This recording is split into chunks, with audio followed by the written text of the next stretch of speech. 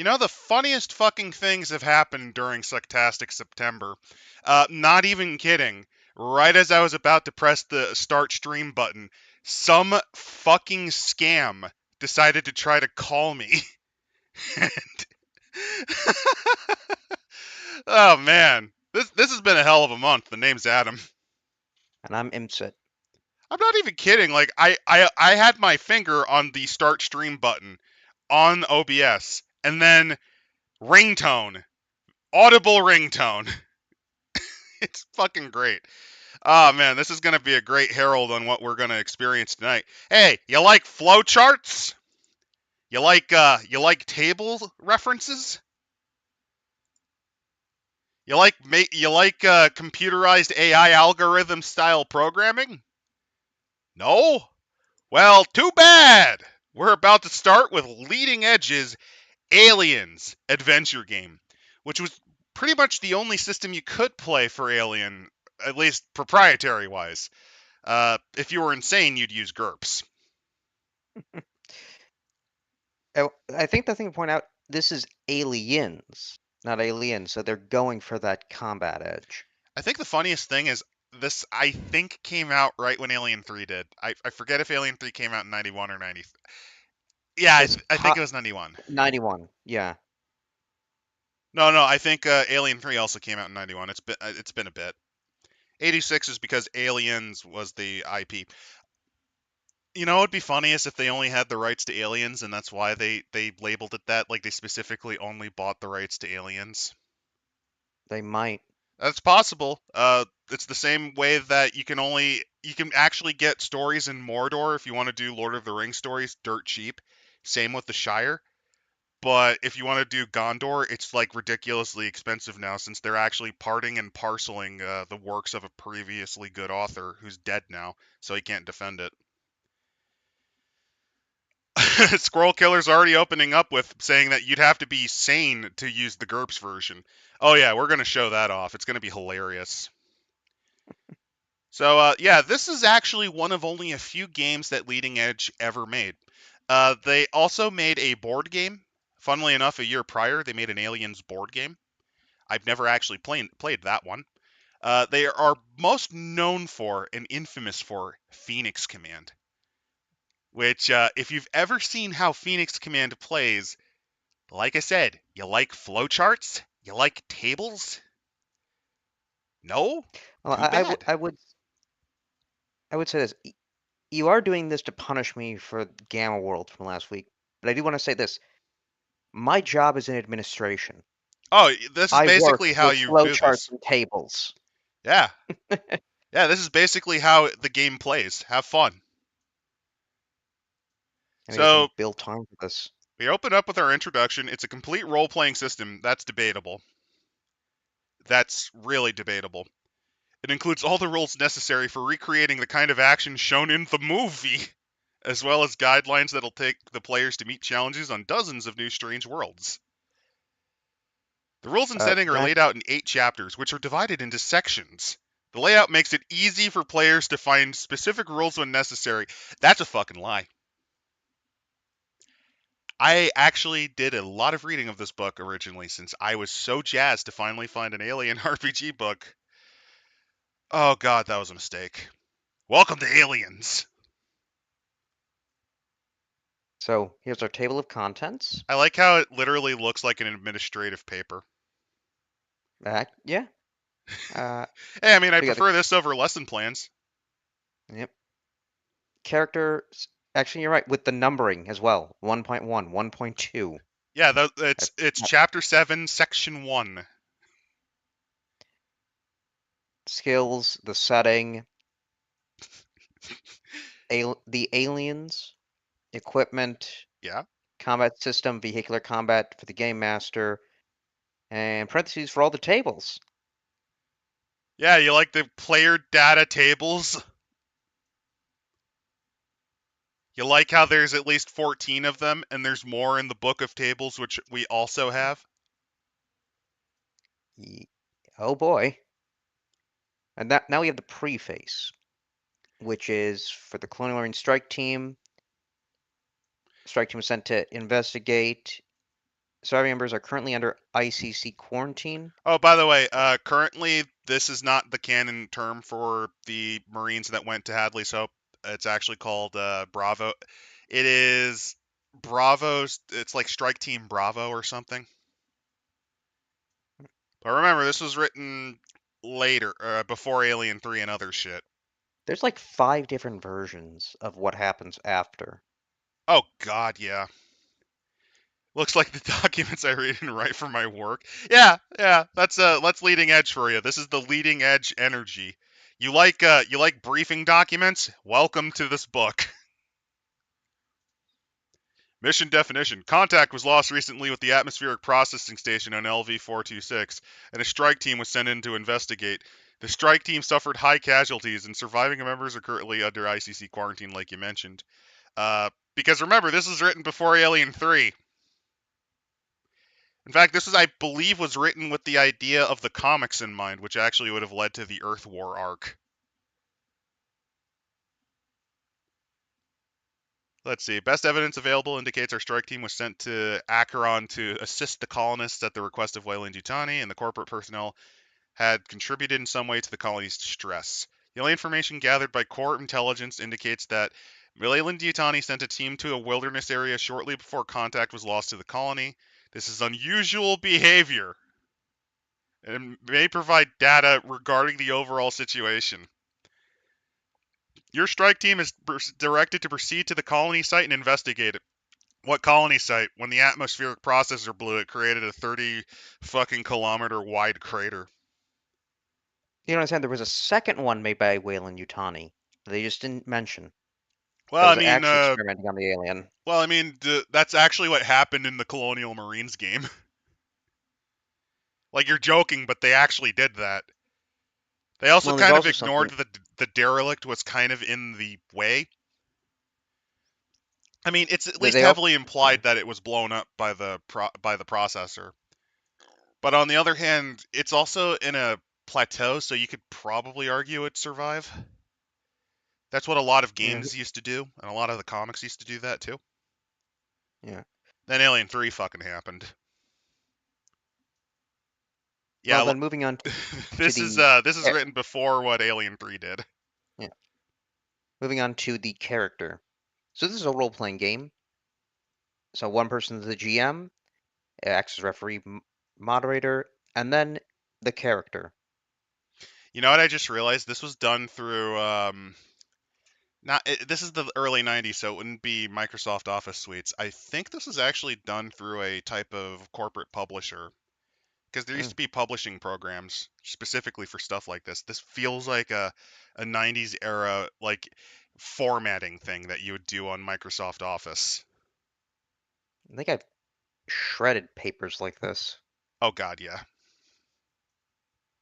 So you have your primary characteristics and your secondaries. Primaries ranging from uh, I guess multiple of 3. Actually, no, because it goes 3, 6, 8, 10, 12, 14, 16, 18. And then we have the characteristics of strength, intelligence, will, health, and agility.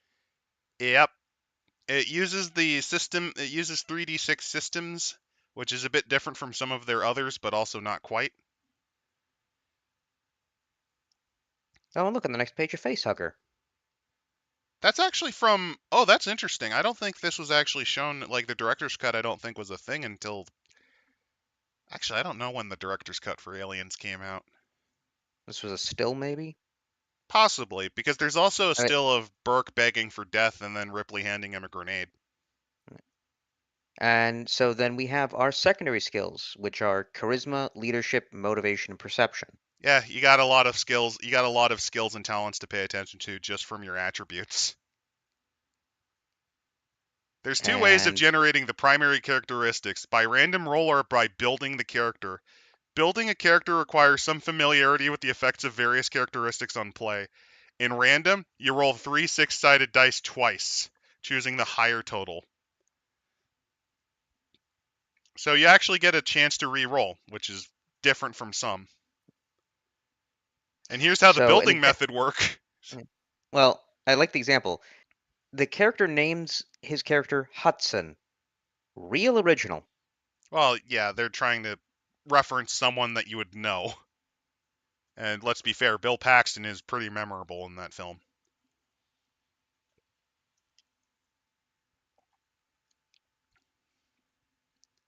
Adding these to 48, which is actually how their system works, by the way. This is literally how their system works. You roll 4d6 and then add it to 48. This also works for all of their other games, including Phoenix Command. And then you divide that. Uh, Then you plug it in what you want. so 3 to 12 equal. So if you rolled higher, your characteristic goes above exceptional. The number of points needed for a given value in one characteristic is found in the following. Oh, number of points. Yeah, once you get above 16, which is considered good, you have to spend more. Okay, You think you it, get it. Don't worry. I I think don't I get don't it. get it. don't Uh, don't worry. This was not made for humans. This was actually made for space jockeys to play. ah, This is so you made for an find a, alien. uh, so find a value of a second characteristic, 3 6-sided die, and Yeah, you just roll yeah, for them. and then I guess from that you get general skills, different classes. Here's the character sheet, Uh, which looks a lot simpler than you'd expect for this system. Also, here are your skill ratings. They don't explain what those are yet. We'll have to look for that. they give us background, which is No. education. Before you go on, look at calculated values, combat actions, knockout value, and learning roll. Uh, Keep that in mind for later when we get into how combat works. If we get okay. into how combat works. So then you roll up your education, Well, you roll then up your your social, background first. yeah, your social background, then your merit points. Merit points says what branch of service you were in, which don't get that because they're all colonial marines.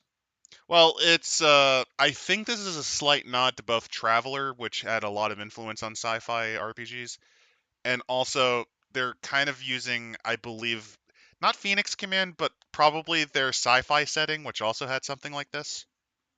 Ah, Also, it's to reflect that again, James Cameron. Little known fact: James Cameron actually did far more world building for the Alien series than, well, Ridley Scott ever fucking did. Like, he's the one but that Rid- came up but with Ridley most of it. but Ridley Scott added the black goo. Oh God.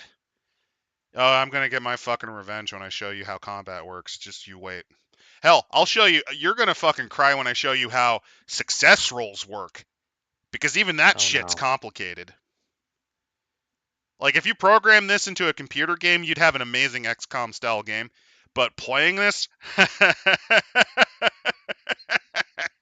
I'm pretty sure there has to be an XCOM mod for Alien oh, there or has to have been. Alien mod for XCOM.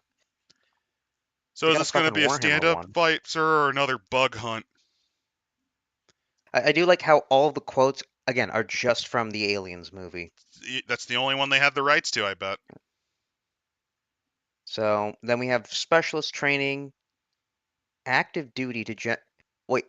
Why is the term active duty table to generate the past career, which would imply that Again, a little it's not bit active of duty? stealing from Traveler, but also a little bit of not every Marine is inexperienced. Remember, the drop that Hudson dies on, the movie, that was literally his last mission. He literally was 2 weeks away from retirement. So this is basically ways that you can get more experience and to make your character more seasoned. One merit points. Once you have one or more merit points, a single learning roll is made. If successful, then the character advances a single rank. Yeah, this is how you get promoted in the system. But what does promotion do? I don't know. That's the damnest thing. I don't fucking know. You have a tour of duty lasting 6 years. Oh, by the way, They think by comparison, the Free League's Alien RPG also has a book like this. It's called the Colonial Marines Operation Manual, which is confusing because there's also the Colonial Marines Technical Manual, which was written a decade plus before. But they kind of cover the same thing, and they actually give reasons for why your character might equate to that, because you'd have more responsibility or access to supplies, or you manage that sort of stuff. Here, no, you just get promoted. branches of service, Oh yeah, you can Colonial change Marine branches, Garrison, by the way.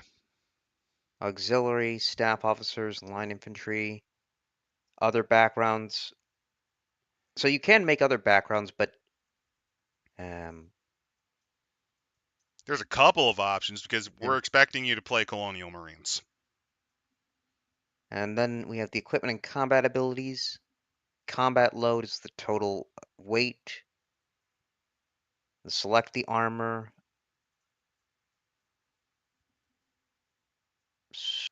What do the numbers mean, though? What do the numbers mean, Mason? The What do they combat load mean? table. Oh, we're only on table 3A. We have a couple dozen of the. Couple dozen. I'm being optimistic. We have a few dozen of these to go through. So the combat load table here shows you about how much you can haul based on what you're wearing. Clothing restricts you the least. Vacuum suits and spacesuits restrict you more because they have to be heavy to survive space. Same with combat fatigues. Add a qualifier. What does clothing 320 mean? Oh, that's how much weight you can carry. That's literally 320 pounds. Then they should have put a pound sign. Yeah, I'm going insane now. This is the first table. This is the first table, and it's already breaking you. Oh no, my job can't help me now.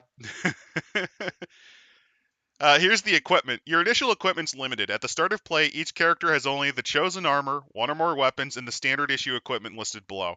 Specialists also receive any equipment in which is appropriate for their specialty. Other equipment must be acquired in the course of play. Descriptions of equipment are in Chapter 5 with full discussions of weapons and armor. For weaponry, you receive a pulse rifle and a pistol, 2 clips of ammunition for each. You mean mags. It, okay. That's actually Clips, kind of no. rounds, That's kind of mags. funny. That's actually kind of funny to me because they're most known for combat simulation, and they make the clip mistake. No, no, not near. It's not that you're too sober for this. It's that you're too sane. Well, you see, this works really well if you automate the process. It's actually one of the best systems I've ever seen when I've seen it play smoothly. The problem is, you're never going to get this to work smoothly with monkey brain. Looking at this is putting me into work mode.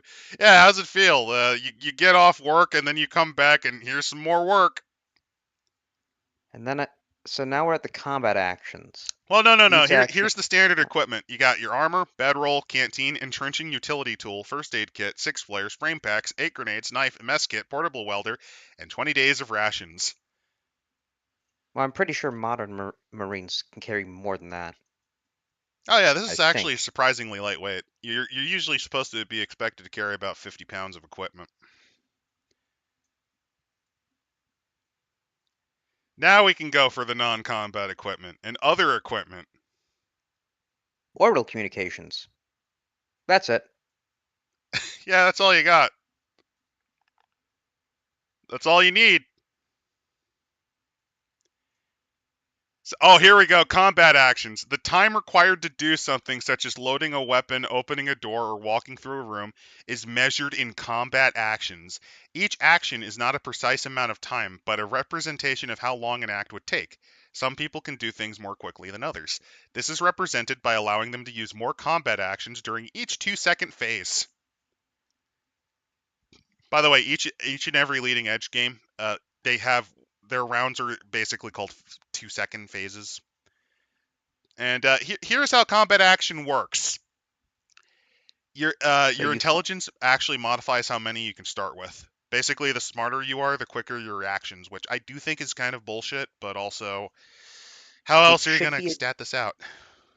yeah, well, it should be agility with maybe an intelligence modifier.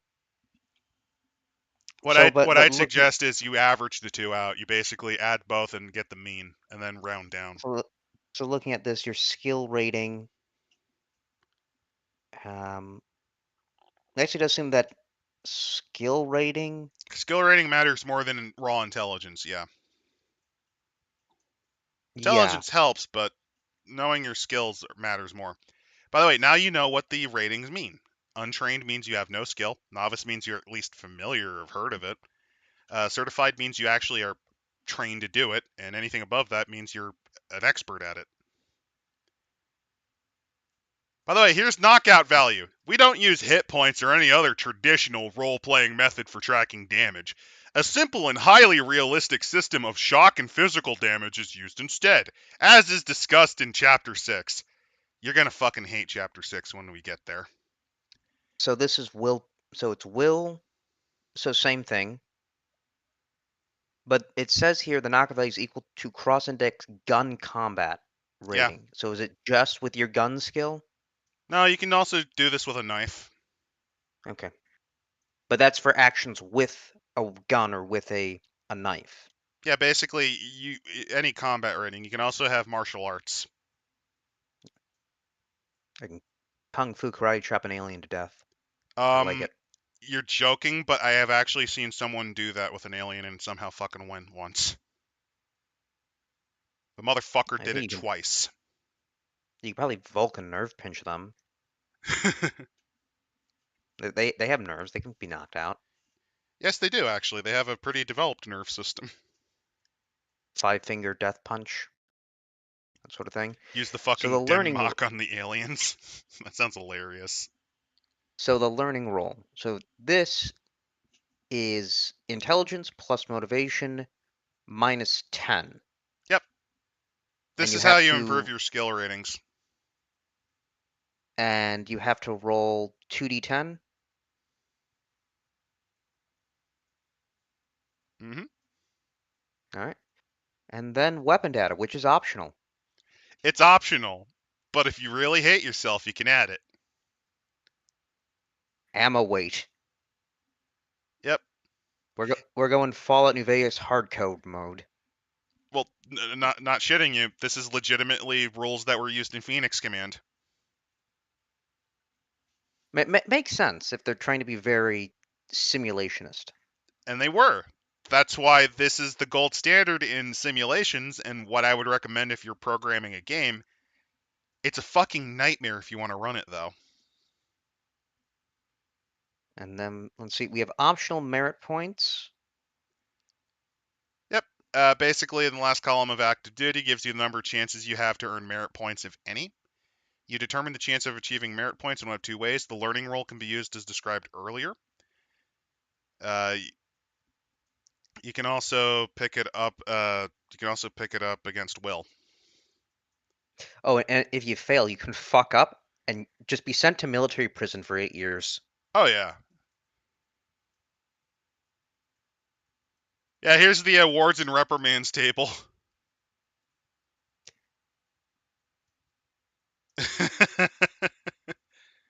I actually really like Oh, that. yeah, you can get a dishonorable discharge. Yeah. I do like this though. When you're in prison time, you acquire no useful skills, although the GM can let the character have learning chances in skills such as laundry, license plate manufacture, dishwashing, and similar chores. Yeah. That's a cheeky little reference. So here's Oh, some active these duty descriptions nice. too. Because the Oh, your the unit also has quality units. That's also what merit points are used for. so the base guard, the MP, peacekeeping, contraband, colonial revolt.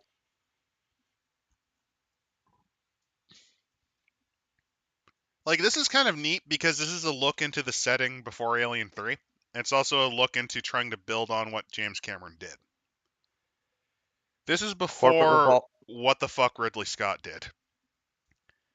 It is also during the massive, weird lore bullshit that the comics were doing. Red aliens. Oh, yeah, That that's was from it. Alien Genocide. Yeah. Red aliens. Humanoid aliens. Robot aliens. They've actually done the robot alien twice. There's Alien Hive, and then there's one where they basically run into a scientist who treats his synthetics like shit. Aliens with guns. Do they have flying aliens? Yeah, they have several iterations of that. As for aliens with guns, in the original Alien vs. Predator game, what you've actually figured out what Weyland-Yutani wanted the aliens for, because they actually were able to successfully make something like that. They made a cybernetic alien. They just equipped it with a powerful particle cannon and basically some mind control devices and reading relays and turned it into a sentry. Hmm. Okay, now we're at the action reaction system. Oh yeah, have fun with this. This is gonna be fun. Okay, so to find out if a character successfully performs a task, roll 3 6-sided dice. If the sum is equal or less than the success roll, Yep, can clearly this is determine a base odds. 3d6 dice pool. Hmm. Um, equal to the difficulty level. Success rolls equal to the difficulty level plus the character's skill rating modifier. So if it success roll would be easy, and obviously you have to roll under it, so that makes sense. Yep, because Interactive originally rolling tasks. high was bad in older RPGs. That's actually how D&D used to work when it came to hitting. Mhm. So we've got the opponent's skill rating. We've got the modifiers. Oh, hexes. Oh, this was supposed to be on a Yes, you use hex grid. hexes because this is very simulationist. They have tokens or miniatures. Miniatures, actually. Ooh, They used to use minis. In fact, actually, I did link into the description. There's a website called Wayne's Books that actually shows a list of the sort of stuff that they allowed you to buy originally. And also some helpful guides on maybe where to find some of this, because leading edge games went defunct in the 90s. It just did. It never I do. it never had a huge following. It was very good for military simulations, but like there's a reason this sort of shit never took off. There's a reason why something like Twilight 2000 kind of went further away from that. There's also odds modifiers if you're moving faster than a slow walk.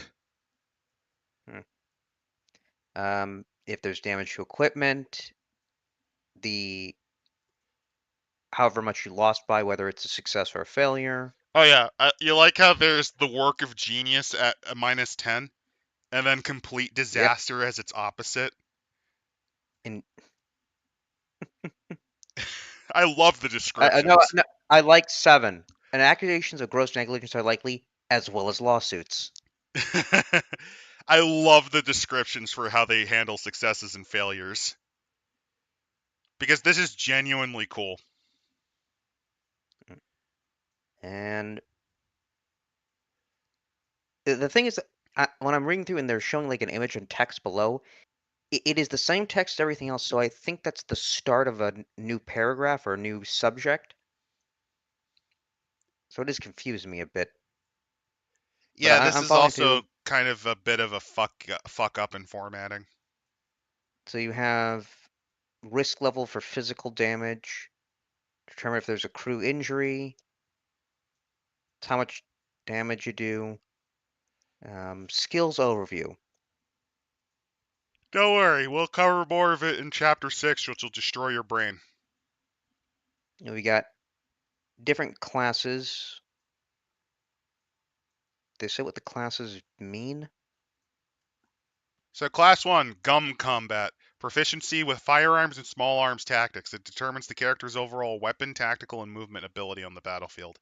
Class 2, which includes balance and hand-to-hand combat. Class 3 is climbing, scouting, and survival. Class 4 is espionage and infiltration. And Class 5 is diplomacy and awareness. So I'm assuming it's just how easy it is. I mean, if you're a Marine, yeah, you're using your guns. The thing that they're probably least proficient in is diplomacy.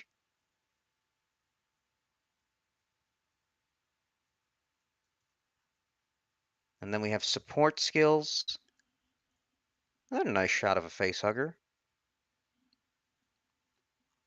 Oh yeah, that's actually that's a still from the set. That's actually one of the dead ones. Yeah, yeah, that's actually a prop from the set. That must have been during a still. This is from a still during production. Hmm. So you have your operation skills. This is just from what I'm gathering. This is where your different Marines specialize their skills in. Yeah, Who's because going you to be the can't one just that's shoot. handling? Yeah, You can't just shoot gun. You have to have a few other talents. yeah. Who's going to be repair? Who's going to be comms? Aircraft.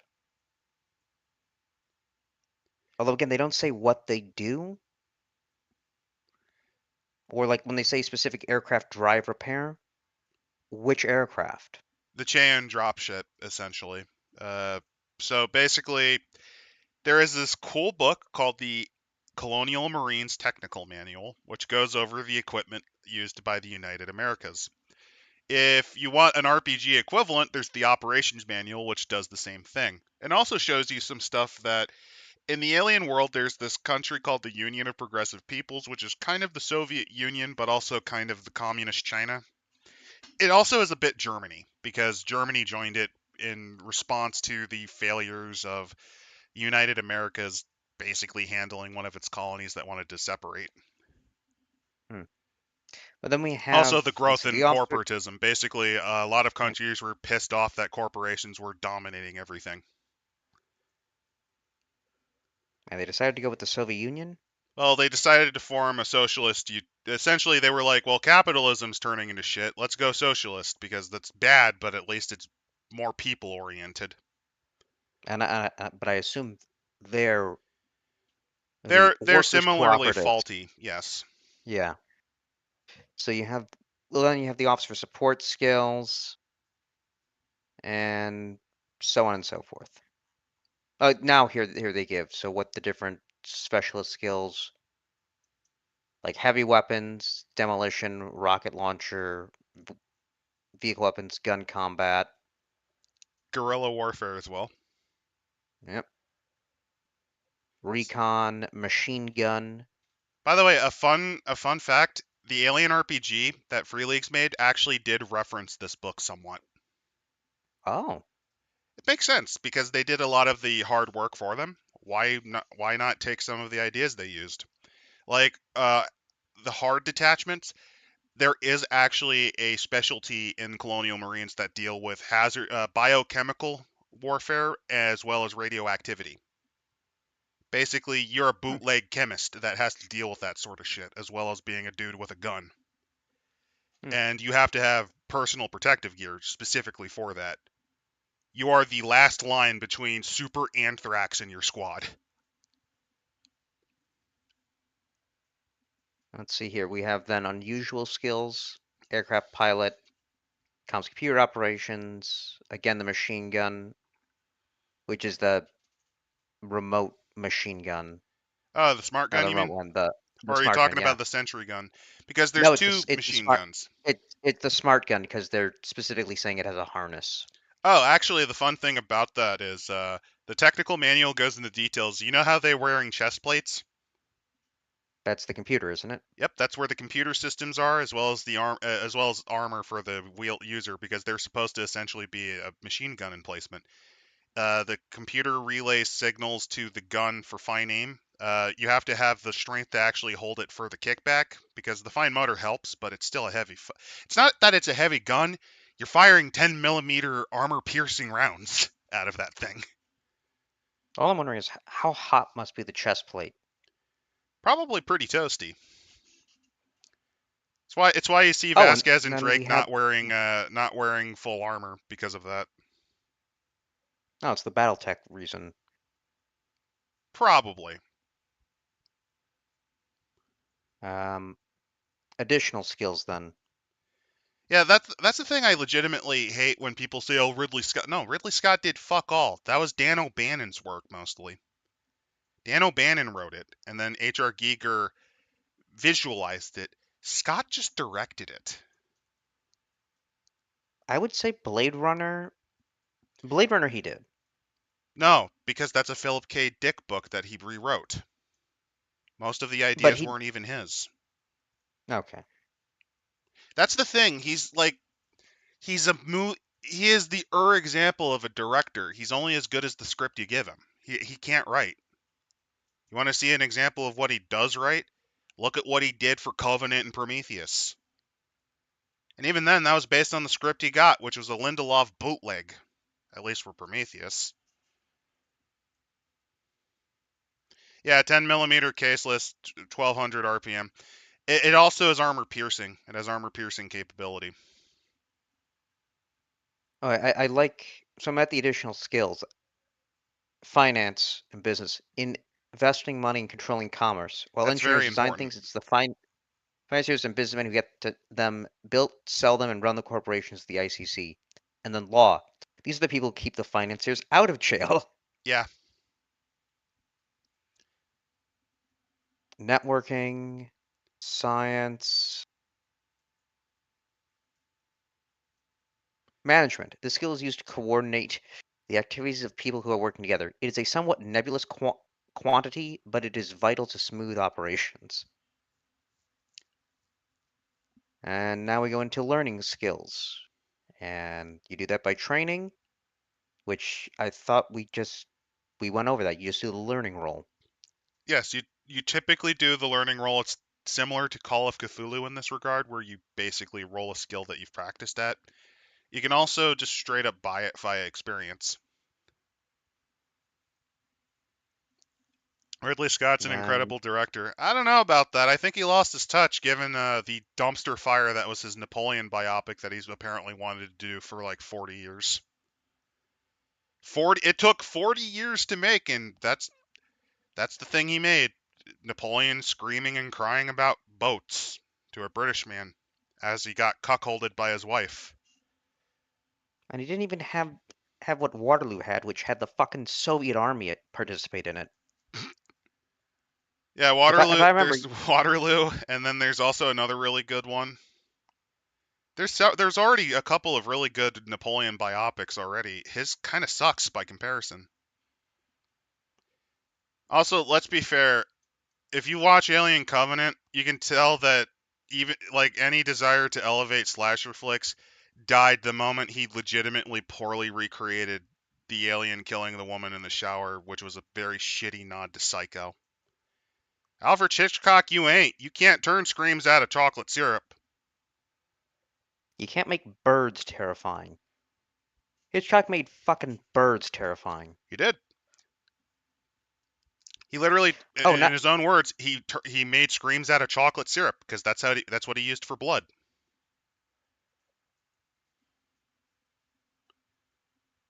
and He was also now on known for to eating 3 full steaks as well as a souffle for dessert. well that makes sense. There's a reason the Else he's British gonna keep his Army did figure. not allow him to serve. He was too fat. Legitimately, he tried to join the army, and they just said, "You're too fucking fat."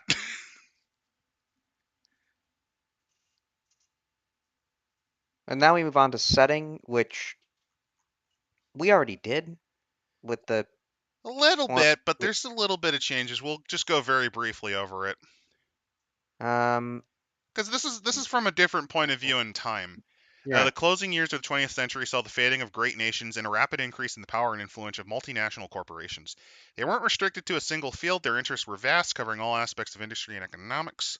They're also not defined by country, society, or ideology. As the corporations Hold on. grew, hmm? Hold on. Wouldn't you say they're capitalist? Like here we go. We're having an anarcho-feudal feminist corporation. Totally could.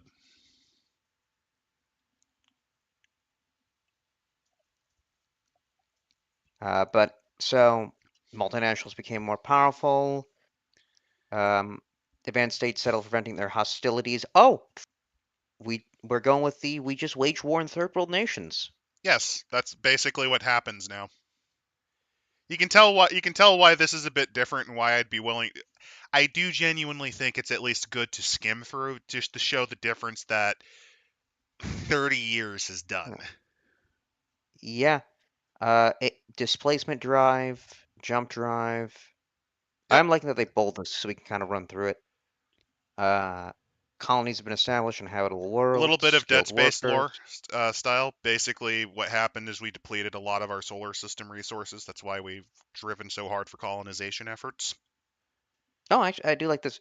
So, the disorganized state of the populations of Earth means that there are relatively less people who are well disciplined and well educated.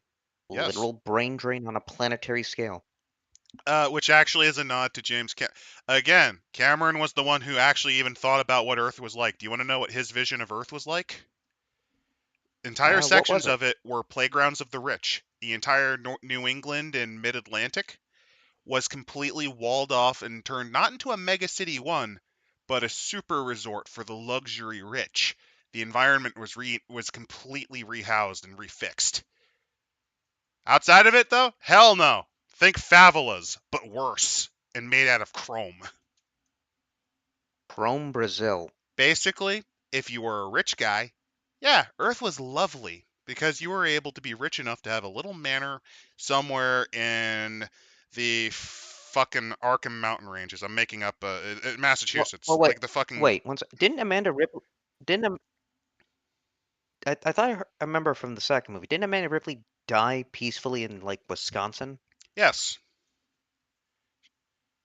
She must have done rather well for herself despite Ripley not being there for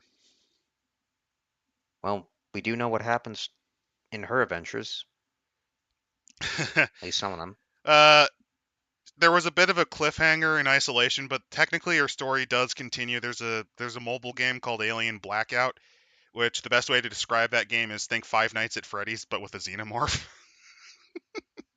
And regardless, we know she dies peacefully, Yeah.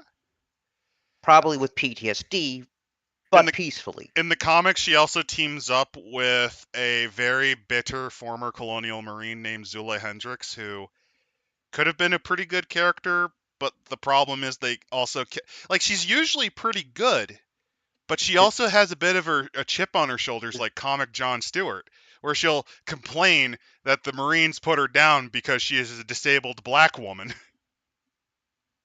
She got her oh disability in wait, an early combat deployment. She has a synthetic spine surgery that basically allows her to walk, but she's in constant agony.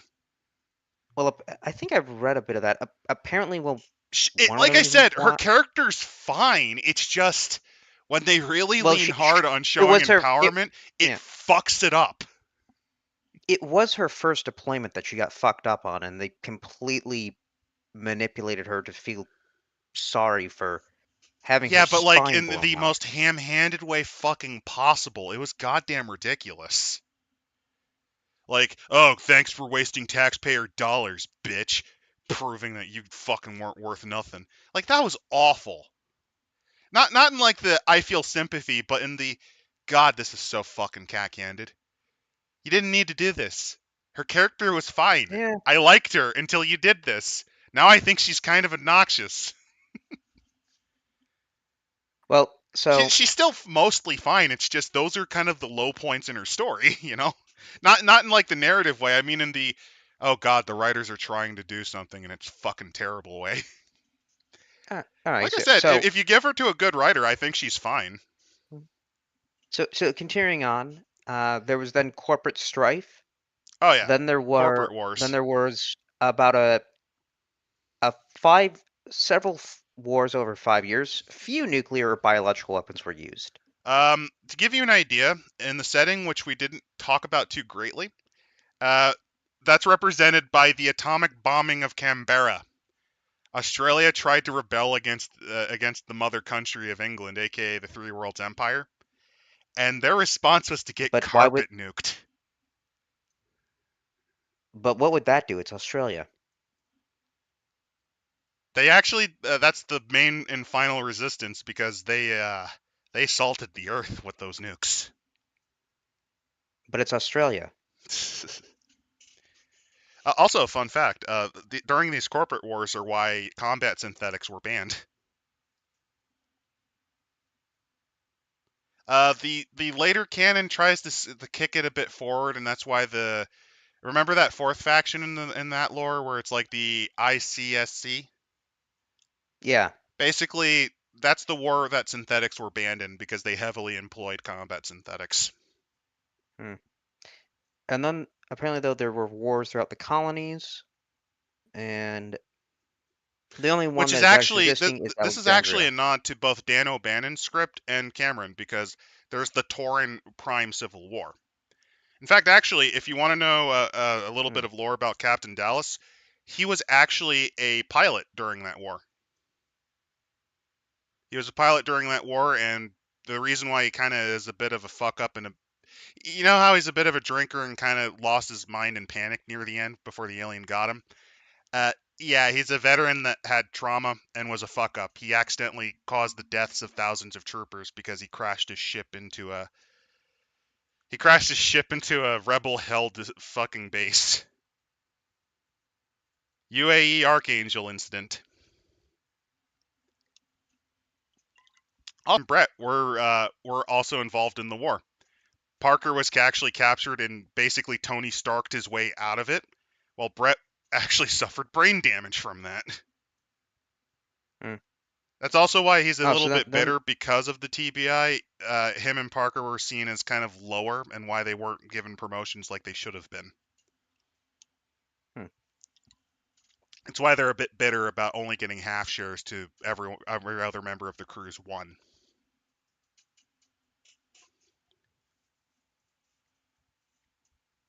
Also, it's a little bit of a working class because the '70s were known for its Yeah. working class strife movies. If you're wondering, Ellen Ripley is the equivalent of HR.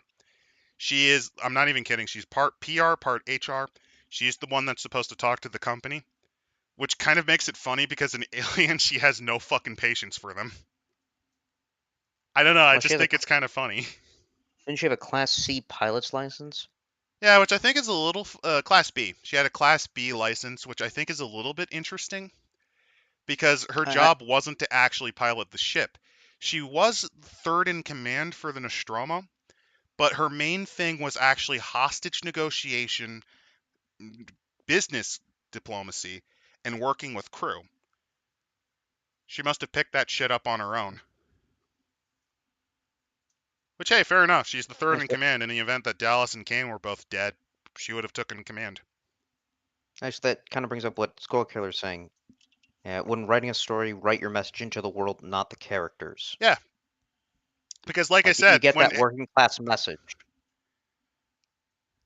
without, the characters being just saying, "Oh, fuck the company," and blah blah blah. It's woven into it. yeah, like a great example of that is the bonus situation.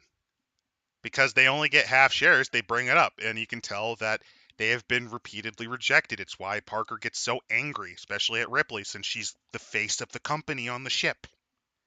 That's the reason he doesn't like her that much. Oh, well, moving on then to the Colonial Marines, they talk about. They weren't actually created at the same time as the ICC. If you're wondering, in lore, at least in more current lore, which is not necessarily nebulous which is not necessarily concrete because alien lore is basically whatever the fuck people want it to be because of how much of it's a dumpster fire. It's very mutable. It essentially is a fusion of all of the America's militaries after a big reform in the 2110s. Basically, after Torin Prime, that's when they were founded because it was such a shit show originally.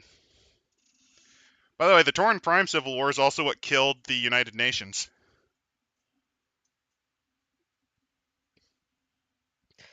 So we then get the strike team. Standard strike team considered a junior officer, 2 auxiliary personnel, 8 to 10 Marines, and a synthetic.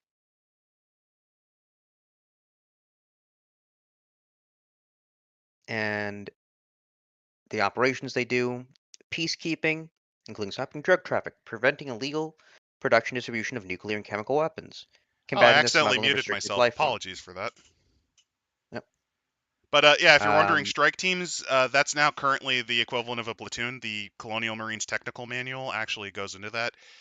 Because of the amount of firepower, but in reality, it's also due to budget. Essentially, you kind of strap together two squads with a few specialists. That's a platoon. hmm. A company is basically the size of a platoon in this setting. And you get corporate warfare, espionage, colonial wars, and then they bring up mission generation of what you will be doing. So if you're patrolling, peacekeeping, etc., uh, the So yeah, mission. yeah, that's the thing about Colonial Marines. Not everything you do is above board. Especially as the longer it's been around, the more it's basically a puppet of the corporations. The operations manual does a pretty good job of explaining that, at least in free leagues. By the way, oh, they And actually then, reference Tartarus. That's cool because they also yeah, I think they reference bring it it up in the later. RPG. The new RPG actually has an entire section based around Tartarus. Essentially, it is the ass end of colonized space, and probably the example of a bug hunt that doesn't involve Xenos. Hmm. By the way, the And harvesters they mention are also canon in Alien RPG. They still use them. They actually statted them in the core book too. I think we saw them. Yes, we did. Uh, then they bring up spending money, um, what you get By the way, here's the for mission your pay generation scale. table, which I think is really fucking cool. Yeah, no, I already moved past No, I know. the I table, but wanted to show that off because I think that's really cool.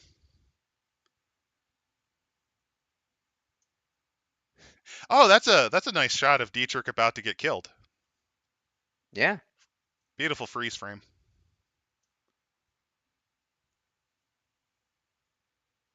Costs. There you go. they even Also, give yes, a travel of mercenaries are very how common. much. Hmm? They give us mercenaries, corporate retainers, contracts for corporate retainers, free strikers. They couldn't call them freelancers. I think they were trying to go with it's a similar tone to Wildcatters. They were trying to make slang, I think. Ah, But this is also pretty accurate because of it's very common in the alien setting that you could just be a PMC. You could be a private military contractor hired out by companies. In fact, one of the let's see. better examples that I've seen actually comes from Alien versus Predator 2, the computer game, because the antagonist for the Predator is a hardcore military detachment called the Iron Bears, which was founded by a former colonial marine officer the Predator tried to kill. He Hmm. survived, but with a busted spine, and he's basically obsessed with trying to destroy the creature that nearly killed him. I So secretly love table I'm referencing and scroll and rolling. I mm, You're joking, but I love generators. I actually love go to generators. yeah, go to page 59. There is a Like wonderful table star map. generation is fucking great. There's a wonderful star map on page 59. Which I think they actually use. Oh yeah, they actually So have a bunch of stuff for here too. Like here's Earth, which is overpopulated. It's a world in chaos. overpop. No, I thought 10 billion is the carrying capacity. So the corporations are the new rulers. They're not concerned with themselves and their colony, but they're concerned with themselves and colonies. And the administration of Earth billions means nothing. Society is falling apart. Wealth and social status from Earth range from the most desperate poverty and oppression in history to unprecedented levels of riches and power. They have vast numbers of people to feel superior to. Oh, Beyond the corporate I preserves in the houses of the rich, they live uneasy middle class lives in a world with few certainties. And next to their simple communities surrounding places where they work are the dispossessed billions yeah. who work at menial jobs or who survive on subsidies or prey on others. Uh, they bring up that many ethnic groups and fringe religions have established their own small nations, sometimes with corporate backing. Yep. Which, oh no. Oh no, The RPG plays with that that because they actually play with that because during the 2100s there actually was a cult of Luddites that destroyed the original internet. which yeah, actually, funny enough, because this came out before Alien 3, somehow there's a little reference there. Oh, that's probably because they got access to scripts. Oh, maybe. Um, they Oh, then give like a star map of different planets. oh my God. No, this is hilarious. Do you want to know why? Why? Well, not every one of them are the same. Most of these worlds were used in the Alien RPG map. I forgot about that. Well, you use what you have. I, I do like some of the planet names. Eyesore, New Chicago. Yeah. Not That's all it. of them got used, but several of the more important ones, like New Eden. Now, admittedly, some of them were Marduk. also written in lore. Like Thetis is actually an in-lore planet. Like that was actually the planet that the Nostromo came from to send mineral ore. Oh, that's where Pandora is. I guess we wiped out those blue aliens. Oh, Actually, Thetis Stoner. was actually a dead world from what like it was a super Earth with a thin atmosphere. Basically, you live in the mines. Stoner. Yeah. There's So, some of these are actually named after the companies that owned them. yeah, probably Noble Ore. Um, I don't know what else, but Well, there's also a then planet they give. literally called Weyland-Yutani. Wait, where? You go Oh, I see. Yeah, south of Eyesore between Noble Ore. yeah. And the numbers I think are is that the jumps you That, need? that's the parsecs. It's the And then they give parsecs, us the distance between planets. I think the C sector. Central There's Space six. Consortium, which is oh shit, the Central Space Consortium. Oh god, that means the RPG borrowed from them too. Because that's what the three of the four letters, the ICSC means Independent Central Space Consortium. Oh god, It's I like when you forgot see. how much that the RPG stole from this. Fuck. I don't. You can't say stole from it. Well, not stolen like a It's like negative way. I'm actually happy because like shit, I forgot about this. Like I'm not mad at it's like all. when This is you see something great. in trans. This is great because a lot of the stuff If they borrowed from is good. it's like when you see in Transformers that they reference something from a obscure Japanese series. Yeah, this is basically me going, "Oh, I remember," as I like eat the entire bundle of member berries and just like froth on the ground. This is great. Yeah. So they give us the planets. They give us Fuck, Alexandria, God, they Nimbus, actually did borrow so many. Oh, that's great. Acheron. Acheron. That's where this came They from. they named. That's actually from the novelization, actually. However, it is in the midst of terraforming. Yep. Heavy deposits of so. So if you're wondering why Acheron would have been interesting even without the colony ship, do you want to know how big that little moonlet is? 1.2 thousand kilometers radius. It is just large enough to have a spherical rotation. Well, not really. It'd look more like an egg. It has a rotation speed of basically its days are 2 hours long. It is shaped a bit like an egg because of the rotation. It is also super dense. It is the size of Ceres, but it has enough mass to be near Earth-like in terms of gravity. It is made out of some very dense metals. So you can kind of see why they'd Mm, be interested in mining it. yep. Also, Volcus is Um, another planet that that the RPG borrowed. I'm actually really happy. This is cool. see Holy shit! Arcturus, Like several of these, Eyesore. yeah, this is great. Alexandria itself, by the way, is a great example. Oh my god. Weyland-Yutani, New Chicago, By the way, yeah, the frontier world of Pandora. Cryosphere, Hilo, Marduk, I mean, some of these were Yal. completely rewritten, like Thetis, for example. Um, it's a bit different in the RPG, but like all of the world's basics are here.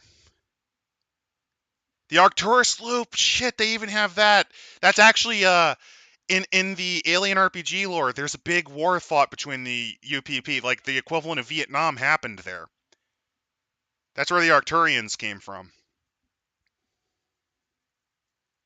This is, oh my god, I'm actually really happy seeing this.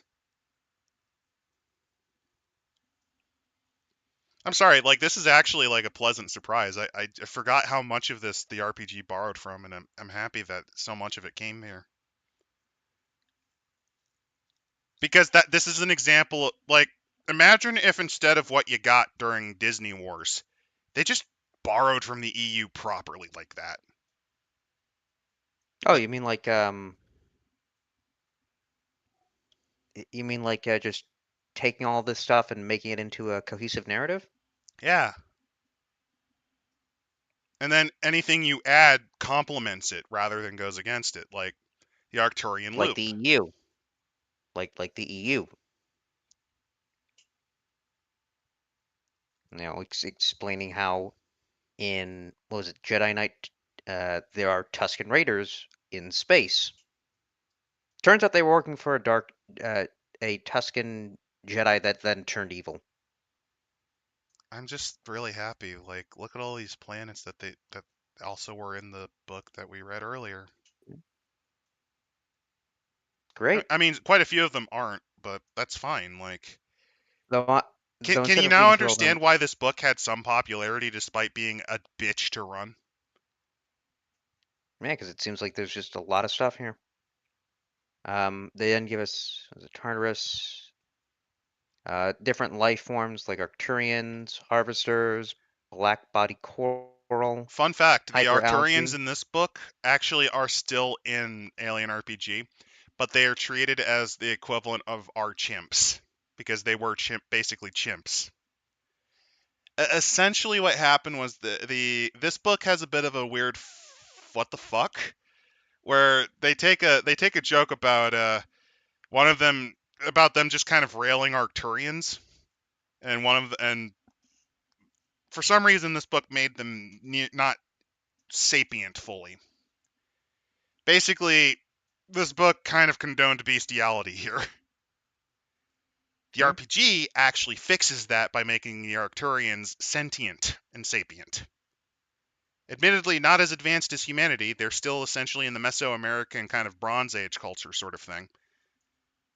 But still. And then finally, page 83, they give us the alien. There we go. By the way, harvesters are nothing to fuck with. Hyperalgae as an enemy. This very small type of plant life was found in the limited shallow seas of Alexandria. When cultivated in a proper environment, it grows at an incredibly high rate. Morphers! They weigh 10 pounds and have shape-changing abilities. There we go. Here's the aliens. This is the core of the book. So, background, life cycle, alien They might actually have facehugger the combat, Praetorians, maybe. chestburster, warrior, sentry. Um, they only go for the sentry. I don't think. No, they do. And they do bring up a queen. So That no links the queen Praetorians. to the rest of their lair, which is leader role nearby. It's actually like a warrior, except there's sensors built into its hands. Huh, Alien interesting. layers, removing face huggers. Yep, because Uh, that's a funny thing. The ease of removing the parasites changed depending on who you ask. So originally it was actually quite doable. Then Alien Colonial Marines, made by Gearbox, said that the alien placenta basically is like a cancer. So even if you do remove the creature, you'll die from the you'll die from it metastasizing and killing you. um, chapter 5, then, page 93, they give us the personal equipment. Yeah, this is my favorite part of the book if you're wondering. Like chapters 3 and 4 are really good. 3 in So we particular is got, really nice. yeah, we got the equipment harness, intelligence units, motion tracker. Personal data transmitter, If you're wondering pulse what personal communicator. data transmitters are, they mention them. They're subcutaneous injections that allow you to target, to know where you are. Oh, no, I like this. Page 96, business cards. Yeah. In a logical extension of telecommunications technology, most business cards are printed on plastic cards which have digital information encoded into the plastic. It's inserted into an optical scanner built into every telephone and automatically dials the. Yeah. What, what's that thing? The It's that basically you can like the like. magnetic strip of a card. Yeah, it made address books and hand dialing nearly obsolete. Little bit of dating there. Yep. Then you have credit cards. Well, there's also computer information retrieval booths. They're basically like public telephone booths. What are those? I know, it's funny. No. uh, Actually, no. It's better than a telephone booth because it actually lists all the businesses there. Yeah, it has a combination of white pages, but also you could probably use it for like basic needs like computers, Oh, and you can also pay to remove your name and residence from the standard public listings. which is neat. Basically, this is a cheap and simple way to get rid of your data from brokers. There's also the radio phone, the Which security device. yeah, the shopping booth. An expanded version of the CIR booth that's installed in the homes of the wealthy and in corporate offices. You simply step in and call any desired store, and a salesperson appears full length on the screen. They can call up images of the product which interest the user or get them to present them for viewing. So this is the fucking internet. It's basically like But a weird, goofy way for Amazon. as well, as well as the video camera. I just realized this is basically what the fucking metaverse was gonna be. They made the metaverse, but actually less stupid. And then let's see. You have the different suits, the weapons. Let's get to the weapons. So you got Well, the we can, but pistol. like before we do, hardcore armor, hydraulically assisted steel exoskeletons that combine spacesuit with armored protection. The name comes from hazardous atmosphere and radiation detachment specialists. You wear power armor if you deal with radiation. Nice. Just wanted Um, to, just because I think yeah, you might have enjoyed that. the pistol is a semi-auto. By the way, they actually have a name for it, but I forget the name of it. It's like the VP40 or something, VK70 or something. I don't know. Yeah, VK70, I think it was. Submachine guns, pulse rifles, sniper rifles, M4A1 pulse rifle. Yep. machine guns, flame unit, shotguns, Yep. sentry guns, They're and then automated grenade, machine guns. They're not as good as a smart gun, but still pretty useful. large equipment, a hard shelter, which basically it supports 4 personnel and hardcore armor for up to 1 week, provides protection from vacuum, extreme temperatures, and radiation. It's a specialized base camp. Yep. Then you've got hypersleep pods, power loader, vacuum shelter, and then synthetics. Also called artificial persons. Yep. The strength, intelligence, and agility of synthetics are all 21, making them superior, and they receive 16 combat actions per phase. Yes, they But do. you program them. So you have 8 skills at expert rating, 16 at a range of certified. They are not well suited to tasks which require original thought. Poor to deciding how to approach a problem and also capable of assigning values to the results of their work. Does this have ballistic bullet drop for pulse rifles? I think it does. We'll see. Um, let's see. Every time a synthetic is hit, for every 100 points of damage, it's a 1% chance that it's disabled. Yep. And if you aim specifically for limbs, there's a 1% chance that's disabled for every 10 personal damage, physical Mm. damage. And then if it's crippled, it can no longer think. And if it's both, it just shuts down. Illegal uses. I like how that's one of the first things they're like, oh, we know you're gonna do this. Inhibitors modify their behaviors, guarantee there are no unpredictable situations and no loopholes. The rumor is that some have served them as assassins. No evidence exists to support these rumors. Funnily enough, in the comics, they actually do play with that a few times by using older synthetic models, like Ash's model, actually, for that sort of role, because they don't have inhibitors. They're a bit twitchy. Yeah, they just get played off as obsolete. It's kind of And useful. yeah. And then we have the APC. Surprised they did not bring out the quote of what's on the APC. Yeah, I'm actually Two light, surprised myself. yeah.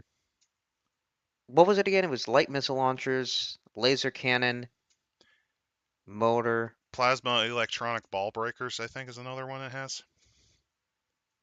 Yeah, I don't see those here. There's other Ground things, yeah. yeah, ground exploration vehicle and aircraft.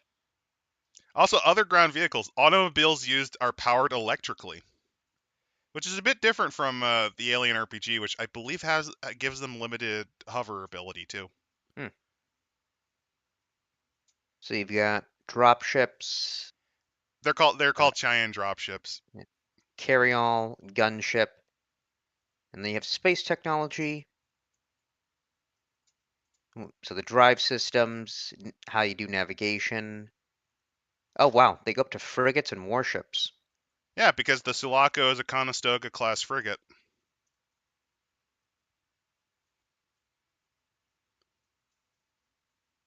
Space facilities.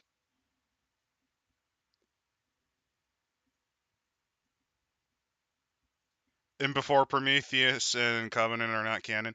Well, I can tell you that the Alien TV show they're making is completely ignoring them. And it's also going to have, what was it, superheroes? Yeah, it has metahumans, In and it's the this quest for more immortality. show about the alien. Ridley Scott's scared that he's old, so he wants you to care about the quest for immortality via Prodigy Inc. Also, the main Repair. character cries about his dead sister who died like 20 fucking years ago. And then the super soldier lady has dead sister in her brain because they stole that from fucking Cyberpunk. I Here we have go. no anticipation for that show being good. Let's go to another hell. Page 115. No, one more Um, prediction. They're gonna make when the alien blows up the city on the Earth the reason that Wayland Yutani had special order 937. They're gonna be like, it blowed up Prodigy Corps' closed circuit city. That means we want the alien. I love this franchise. oh, they actually do say in the comment system, it is derived from our Living Steel and Phoenix command games. Yep. And they will find that the combat system contains a number of unfamiliar concepts. Oh yeah, it's a fucking nightmare. So they bring up, what is it? So yeah, welcome to Uh, hell, kids. This is the worst part of the book by fucking far. informal play and miniature play. Yeah, because you can also play this like a minis game. Actually, that's actually one of the weird things about this system. It's actually trying to do both. I could always And if you kind of see simplified that. the system, you probably could make two really good systems out of it. Yeah. So let's see. So the games run in phases, 2 seconds long. Perform a number of combat actions. By the way, does the Free League Alien RPG at least bring the space jockeys as not engineers? I think they might. I think they played with them both existing and like one was created by the other. But anyway, welcome to flowcharts. It's gonna be great. All right. So facing and moving. Every normal move costs 1 action per 6 feet.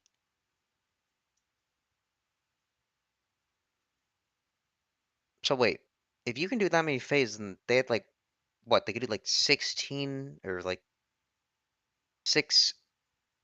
So a synthetic could move what, 36 feet in 2 seconds? Yes, they are superhuman. Well, I don't know why we haven't seen that in the films. Remember when Ash fucking titty twisted Parker so bad that he died almost? Oh. But I feel like then he could have just snapped Ridley's neck. Um, so here's a fucked up lore reason why that didn't happen. There's two ways you could interpret this. Oh. Because he admired the alien so much, he wanted to kill her like the alien killed Kane, so that's why the porn magazine was used that way. The the original reason was because he doesn't have a penis. Oh. And this was Oh. him sexually assaulting her.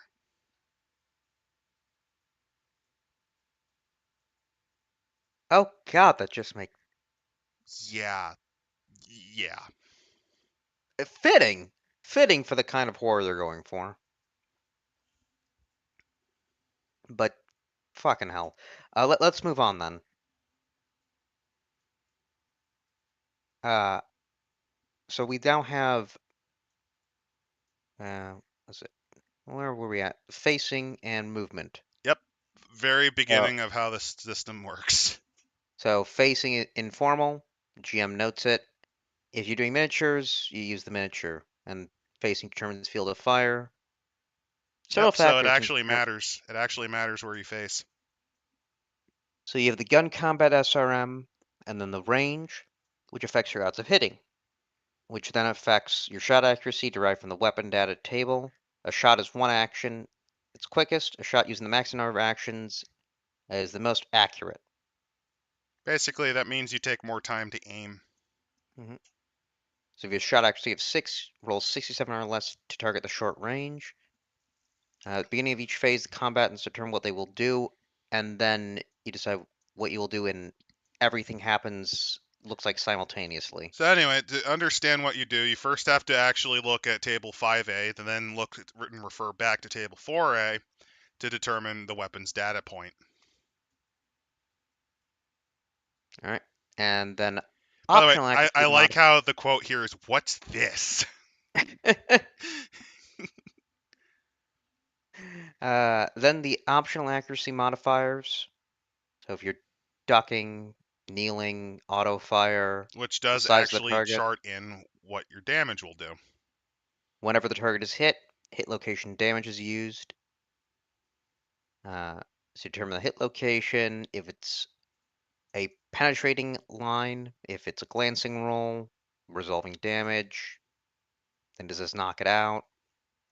Yeah, Explosive weapons. So what I'm getting from this, everything operates the same way, but it's just the results that you determine are based on different tables. exactly. Because you also have what are called hit location tables as well. I mean, again, this seems similar to like BattleTech. Yep. There's a reason I think that it actually can work if you either simplify or figure out ways to repackage it. Oh, Peggy brings up Leading Edge Games was founded by a NASA scientist, which It was. yes, this explains a lot. Oh, now we're on to, or at least I am on to melee combat. Ah, so we skip past disabling injuries and knockout? Well, I felt like that was just the same thing Fair enough. So anyway, because welcome to they table bring up 7A, which is what you pull out if you have to use a knife, as opposed to table 5A, where if you're using firearms, or 6A if you're using explosives. and again make sure you're filling out Form 27B stroke 6. I bet this is giving you some horrible trauma, and I love it. Not really yet. Oh, you haven't seen the tables. Don't worry. Yeah, no, I need to see the tables. Don't worry. So hand-to-hand combat, fist, bayonet, So claw, to understand what the fuck you're getting into, so you start with table 7-1A, which is the list of combat actions you can do, which include hand strikes, kicks, and blocks. Then you have to move on to the base odds. Then from there, you basically have to determine the action cost and the impact damage. Then after that, you consult the hand-to-hand damage table. Go to the It, position labeled blunt attacks, and then find the hit location and deal the physical damage. including any modifiers that you would get based on your training and the result that you would roll. All right. Oh, and then you consult the hit location table, which is actually on a different table. Though next up, they do bring up finally the aliens in combat. No, you forgot the armed hand-to-hand combat actions table and the weapons data table, because you have to consult those as well. Oh yeah, Yeah, there's 4 tables to determine if you punch an alien in the face. I can't wait to see you look at those. It's going to be funny. I'll have to. Uh, so aliens start by stalking. Hey, doesn't that sound a bit like the RPG that Free Leagues did? Like I Yeah, said, they borrowed the best stuff from this book and then got rid of some of the worst. They have some of their own garbage in it. Like just to give you a really goofy idea on some of the weird shit they did. For some reason they decided to make the Arcturians non-binary. I I think it's because they tried really hard to overcorrect the joke in Aliens, where the joke is one of the aliens had sex with a male Arcturian, and then he said, "It don't matter if it's Arcturian, baby." well, wouldn't that make them like, because they have a queen and everything, wouldn't that make them hermaphroditic? They didn't think that through. See, they tried to be progressive, and then they fucked up a joke, and then they made themselves look stupid. Yeah.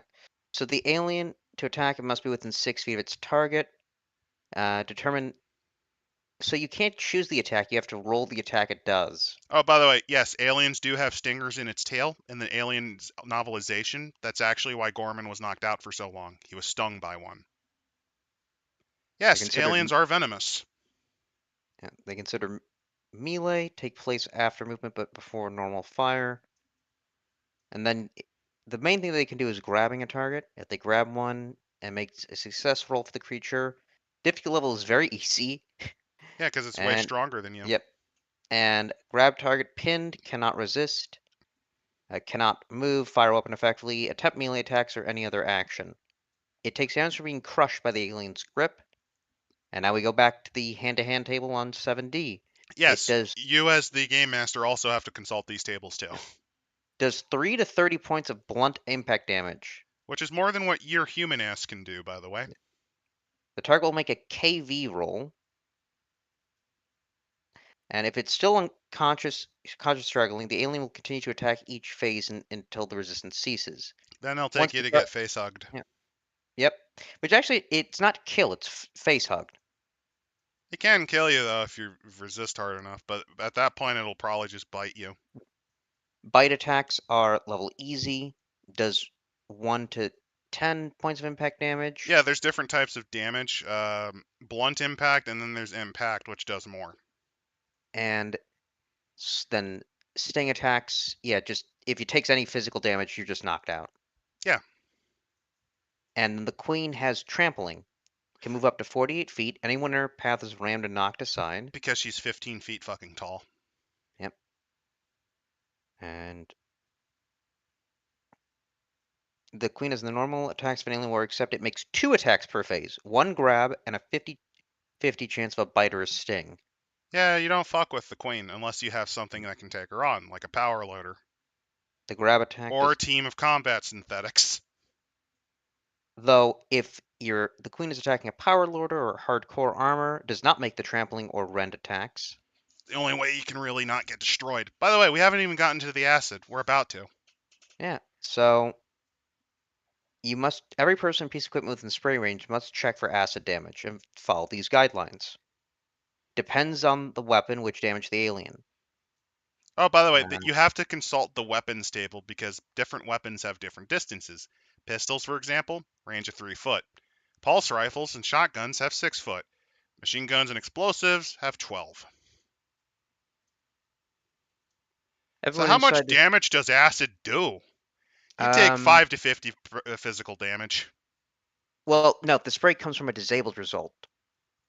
If it comes from a dead result, it's 30 to 300, and from a Yeah, larger weapon, 100 to 1,000. So yeah. somehow it has more acid in it. Well, no, it's More just how blood. much it sprays out at once. Oh. It will take so equipment will take oh, and acid spray from a facehugger as well. But equipment hit by acid spray will take min damage equal to 1% times the physical damage done by the spray. Does that mean like The chance it'll take minimum damage wait, means plink. wait. If it takes 5, what is 1% of 5? So 0.05? Oh, I think I know what's going on. I think min damage means like maintenance or something. Oh, Minor damage to the equipment. Basically, it loses some yeah, because I see effectiveness. major. For each PD over 100, for each point, there's 1% chance the equipment's destroyed. Yeah, All right. acid Hand-to-hand ain't attacks. nothing to fuck with. If a character attacks an alien hand-to-hand, run the attack normally. 10%. There's a 10% chance for each point of PD listed the alien is dazed. So you can literally kung fu an alien to death, and that's hilarious. Yeah. And then you got flame units One of the better ways to take them out. and shotguns, smoke grenades, mortar rounds, gas rounds, and then also harvesters. Not even kidding. Flame units are fucking lethal. If you're automatically killed if hit by one. Yeah, what does it say here? Um, yeah, they're automatically killed if hit and will not normally try to run through areas that are on fire. That is brutal. Um, As for shotties, limited penetration and range. Bullshit. Shotguns actually have better range than people usually attribute for them. but it's a close combat weapon. Well, yeah, because of penetration. Basically, it still is lethal. It's just the farther out, the wider the spread.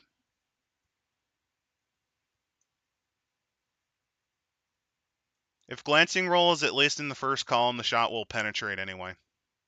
Basically, it punches through armor. Yeah. And then medical aid.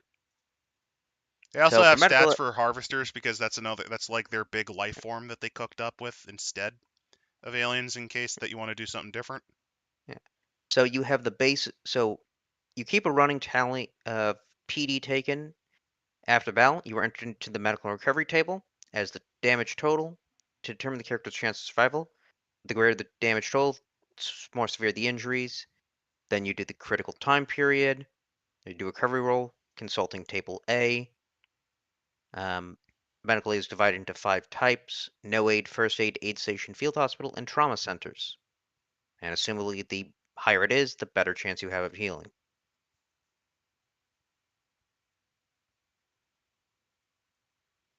Yeah, they have an entire section on how to recover after getting fucked up. And then So they have you vehicle can literally die combat. on the table. Have fun. Yep. Vehicle combat, which is same thing. Weapon accuracy. Use that weapon accuracy to hit. And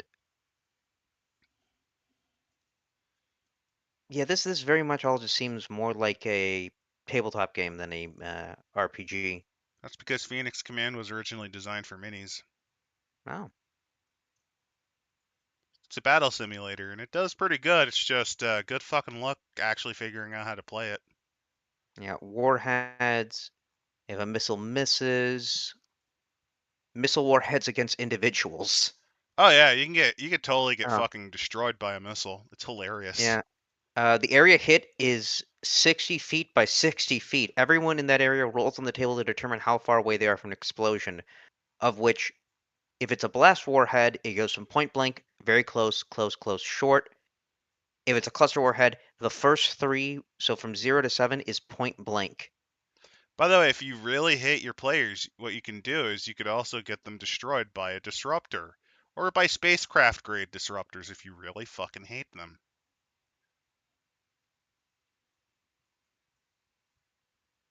And then, yeah, then you get hit by systems Oh, I'm damage if you're a so glad vehicle. they got that still of Pharaoh with the Bug Stomper logo.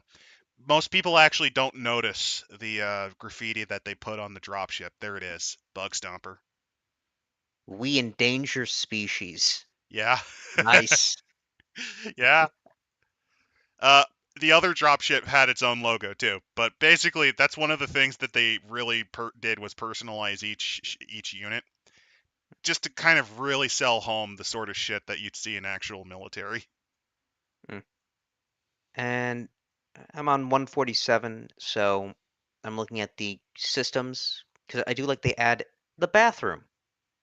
If destroyed, it cannot be used. No, Which means, I guess, what? Can you die from?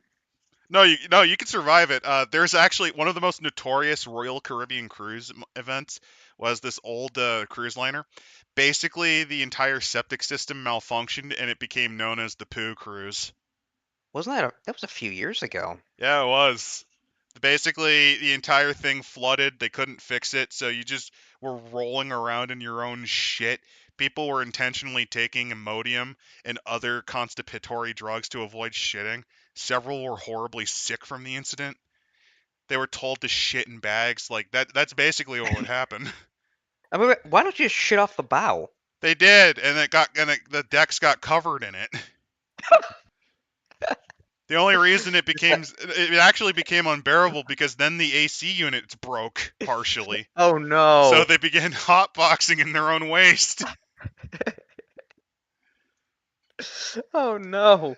Some relief only happened when a tropical storm blew away the shit water from the decks, but it then sank in because some of the drainage systems failed because of all the shit. It then drained into the carpets. You know what? That's an alien scenario. It's on a space station. The waste disposal's fucked up, and then an alien emerges. So you have to deal with an alien while you're dying from the fumes from your own shit. That could actually be really funny. No, it's not. It's Let's not actually a xenomorph either. It's just the fucking Dianoga from Star Wars. Why not? Just you could use a Star Wars alien. I think it'd work. yeah. Let's see. Then you have you have all these different I mechanics. just Let's like see. that Then they mention all this because you can kind of see that the Alien RPG borrowed a little mm, bit from these. yeah, they But give um examples of, I guess, oh, non-player they character. actually got a still of the model used in Aliens, the Daihomai tractor that the Wildcatters would use. No, actually, page Oh, that's cute. one 155. There's a great shot of the alien queen. Yeah, because they have all of these systems, which I love. I like that they've thought through all of these. This is also, I believe, from their I think that's from their sci-fi setting book. I always forget the name of that one, like Living Steel or something. It's called. Yeah, and then they give it Here are the non-player they give characters that you can run into too. yep, they give the movie scenario as well Oh yeah, because that's a they know you lovely want to play it. headshot of the Alien Queen puppet. By the way, they actually reused the top of the puppet was partially destroyed, but they saved the top half. They eventually reused it for Alien Resurrection. They You're just breaking up for a repainted second. it. Oh, was I? Hello? Yeah, talking about that. You were talking about the alien head, and then Oh, well, it broke for a bit. Alien Resurrection reused the puppet. It is repainted it. Yeah, they repainted it a bit, a bit because the aliens were a bit Yeah. green because the French director was, I want them to look more like bugs. I want them to have the color of a beetle, insect-like. By the way, the French director for Alien Resurrection legitimately was confused on why the producers wanted him to make this movie because he was most known for dramas. But in his own words, I make the movie that they want me to make. And it was fair. Yeah, my favorite part of Alien Resurrection was the time Joss Whedon bragged about writing it until it came out.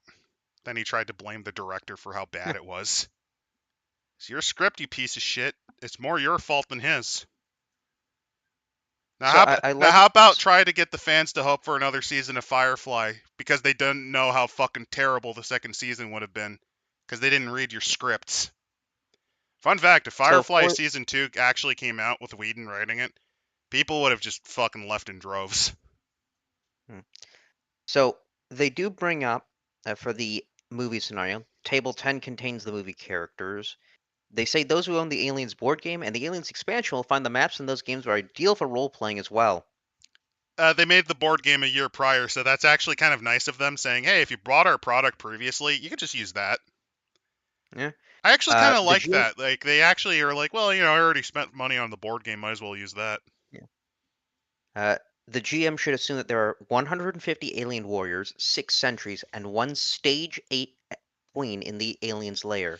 I personally think that's a little bit bullshit, and here's why. The colonists actually did fight back, and in the words of Hicks, well, looks like they bagged one of Ripley's bad guys. Looks melted. So I would probably give at least the colonists some credit and just remove like 10 of them from play. I mean, they still fucking lost, but it wouldn't be How that many hard. people were? Well, Population 158. The colonial marines, I think, wiped out. Someone actually did a full number count of how many aliens were killed, and I think they came up with like the number. They actually, even with losing most of their ammo, still took out like 40% of the goddamn hive. but no, I mean, how many humans were on the colony? 158. No, humans, not the. Yeah, that's how many colonists there was. Hadley's Hope, 158. Oh, that's what you're saying. Because yeah, we didn't see any dead humans. Well, It's we didn't see implied any that they dead were all humans. taken, which I think is a little bit bullshit. I think some of them should have also died. Like I said, if you wanted to make it a little more accurate, I probably would have removed at least a couple dozen of the aliens. Yeah. And if you want to make it super accurate because of all the stupid comics that contradict each other, technically there can only be, I think, about 90 aliens. And here's why. About 30 of the colonists actually managed to get on an old mining ship that they had to mine asteroids around the moon because, it orbits a gas giant. They managed to get that thing just barely working enough to actually make it to the planet next by, the moon next by. Or was it a planet? I don't know. I forget if Um, that one. It's the one from Prometheus though. yeah. Yeah. By the way, They. the Prometheus planet right next to Acheron. Meh. It's right next to LV-426. By the way, do you want to know what happened to the blue guy? He became a mountain. Yeah, the blue guy that burst out of the blue man's chest in Prometheus, motherfucker became a mountain. Like the size of a mountain, or A mountain. it's literally a mountain with a A face living mountain. with an alien head on top. He grew over the space jockey ship, the engineer ship. Also, the area of the planet that he lives in is infested with black goo because he produces it, and it became a jungle.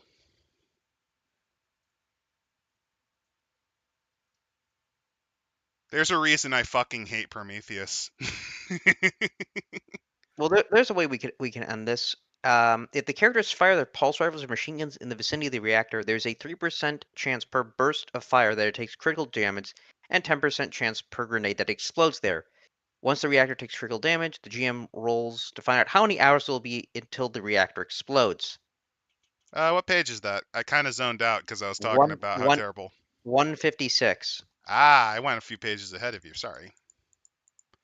Yeah, If you're it wondering just why, that's because the hive was built underneath the power exchanger, and it's fragile enough that any heavy small arms fire would actually cause damage.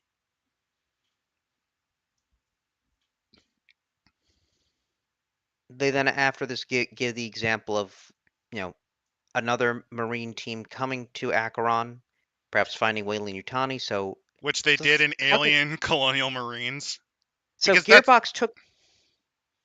Hmm? Gearbox took it from this.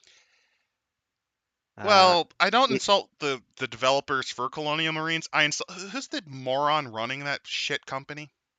Randy Pitchford, Yeah, I blame him because he embezzled he, most of its money to put into Borderlands. It's why I fucking hate the franchise.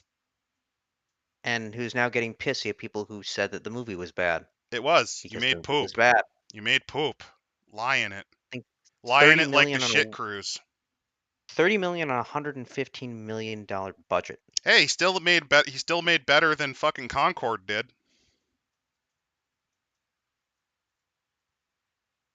Concord only earned $1 million back from its $100+ million dev time. So they're giving up scenarios and everything. I think we should now go to The the table of tables. death. The tables of death. All right, here we go, Which I everyone. which Book I'm of pretty sure Tables. I'm pretty sure Table of Death is a movie alongside Deathbed, the bed that eats. No, I think there is something called that, but I forget the name. I think it was like not what you think it is, though. So yeah, welcome to the tables. All right. Character background and Select. merits. Table 1A. So I actually really like this table system, at least, because you know what it allows you to do? It allows you to kind of assemble characters really quickly. All right. Then you have your active duty assignments, what your general skills provide, or your advancements, Yep, your skill class improvement based skills, on that. combat load table, combat actions table, knockout value, modifiers. I would like if they did at least say, okay, what is a CA, what is a CL? That combat load.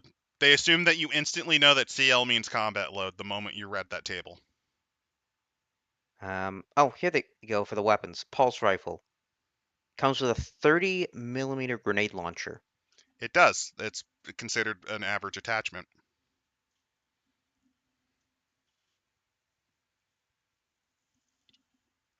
By the way, the ammo Number capacity is a load of shit. It is not 16. That's a fucking lie. hmm, You major literally can look at equipment. the numbers on a pulse rifle. They can have up to a 50 bullet mag.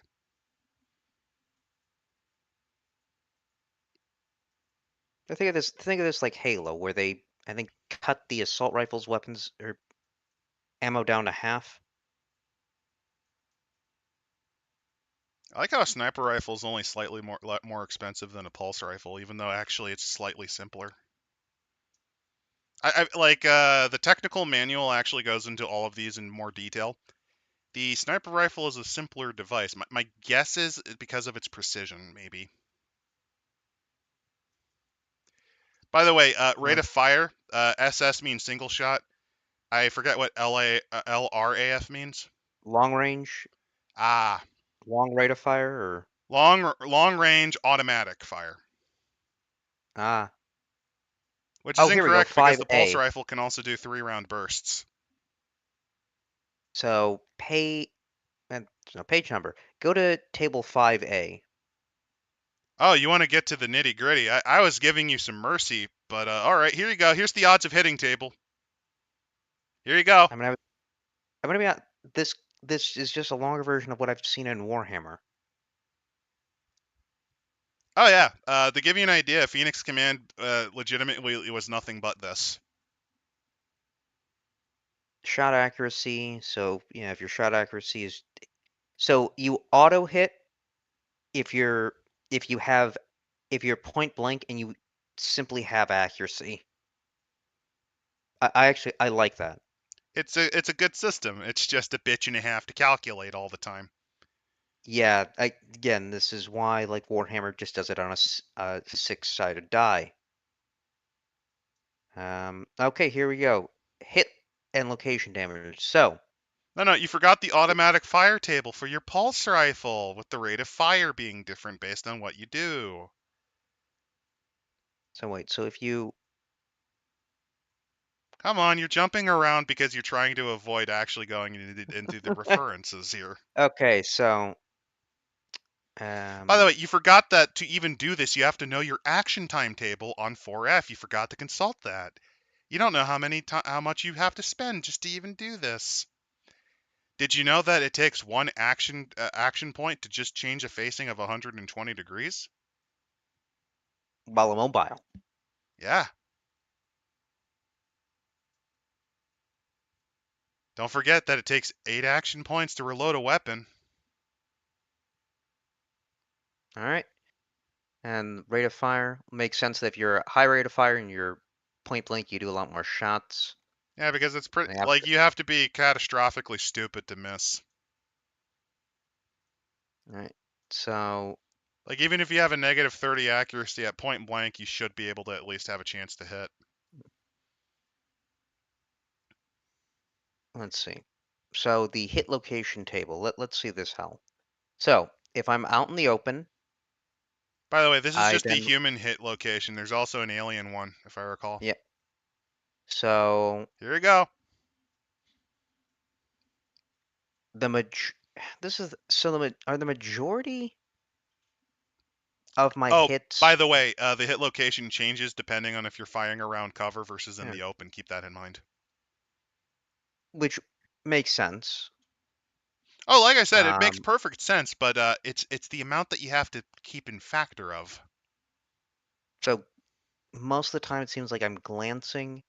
It also does seem the weird thing though is if I'm out in the open, I'm going to end up hitting the legs more so or the pelvis. Because you have more to shoot, yes. Yeah.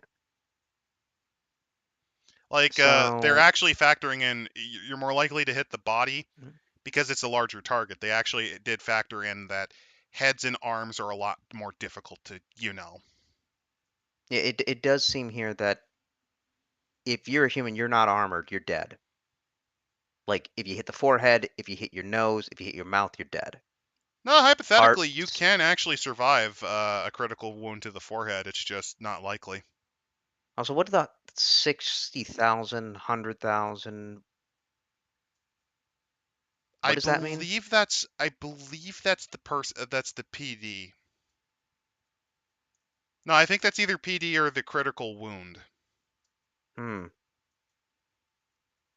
If you get And shot then in the we heart, you're just have straight up dead. modifiers for glancing. Yep. So if you so if you have clothing, you're hitting the head. That's because well, you're armored. You're not armored. That makes sense. More likely chance of dying. Um, while hardcore is just a full -10. Explosive damage table. Again, the suits protect you. Alien hit. Okay, let's go. Um, Yeah, by the way, you actually, have it to does. factor this in with every phase. Keep that in mind. Oh, that yeah, yeah. This is You got to remember this is for every phase and you have to consult this hit table every time you land a hit. let's see. We have for the alien hit table, it's just is it disabled or dead? Yeah, they're It a does lot more seem likely to die just because the whole point is they're trying to recreate. Remember how in Aliens they actually did wipe out like half the fucking hive even yeah. without their arm ammunition? I guess I'm thinking like with Alien or like Alien Isolation where you can't kill it. You just can't. Which I think is a bit goofy, but it does make sense, especially since the armaments that you can find are mostly just handheld pistols. Yeah. I think the heaviest thing Harvester. you got is like a 357, which might be the only thing that could even hurt it. Also, there Oh, are more than one aliens. Fun fact: if you're really fucking unlucky, as not the hospital, but like the next set piece after the hospital, there is a small chance if you're really fucking unlucky, you might run into two aliens at once. well, there's technically more aliens. Yes, there is. But the idea is, and for the longest time until you find the reactor, you think there's only one. Yeah. If the game really goddamn hates you, though, it can send two of them. They usually don't, though. Not until the last couple of chapters. Yeah, that game is wonderful. But that's so chest burster. Yeah, if you shoot the chest, oh, if you shoot the chest burster in the head, the body's just dead. Yeah, they're very Even frail. on That's the point. a glancing blow. Did they say what the acid for blood for the chest burster is? I assume it's similar to the facehugger. The other thing though is that when you're fighting with the queen, um, Yeah, Very rarely is unit you disabled. need a strong hit on the queen to kill her. You need a machine gun, and even Yeah. even then, harvester, same thing. Here Harvesters we are a go. little tougher than you'd think, but they're not as bad. Yeah. armed combat, hand-to-hand combat. Yep, these are the Ar- different things that you use. You just use a pistol. Yeah, you like how pistol and rifle is in the same spot. Yeah. Hmm.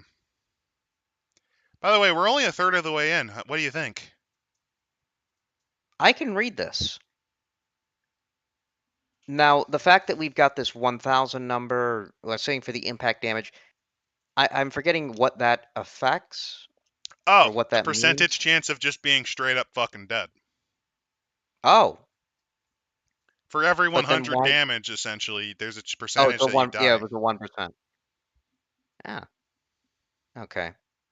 I do like with the hand-to-hand that it gets more detailed with the stabbing location, the Oh yeah. lung, the heart, the liver.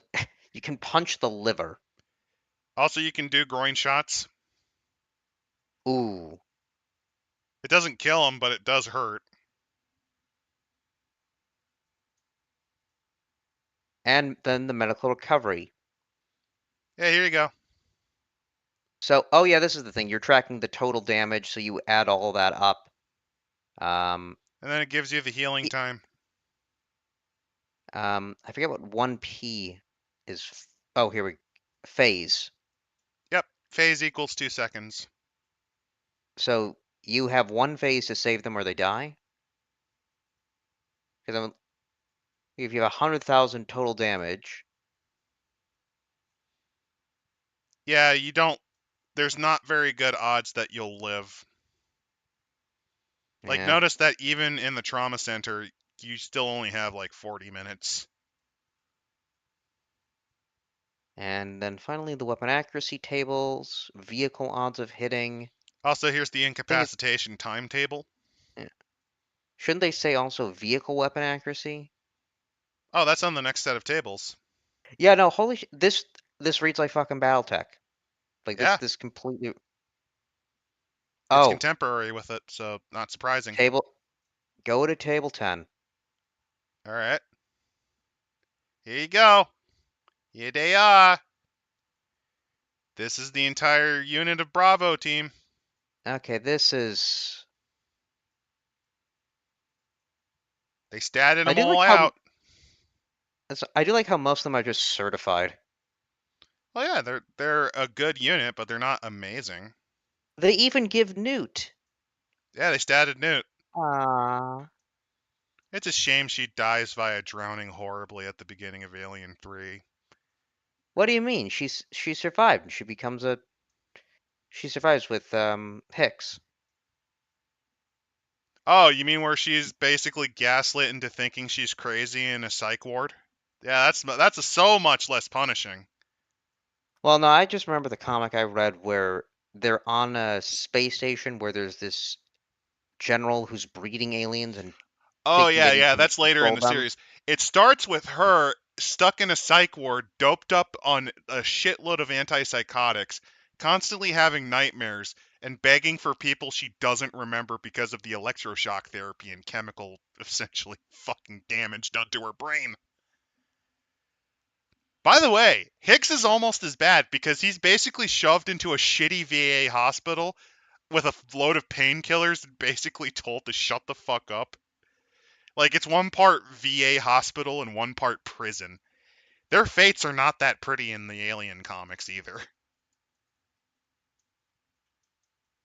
Mm. So if you think their deaths in Alien 3 is bad, they are. But I don't know. Death while dreaming or put on psychotic medications and gaslit into thinking none of it happened and you're just crazy. Yeah, it's a toss-up.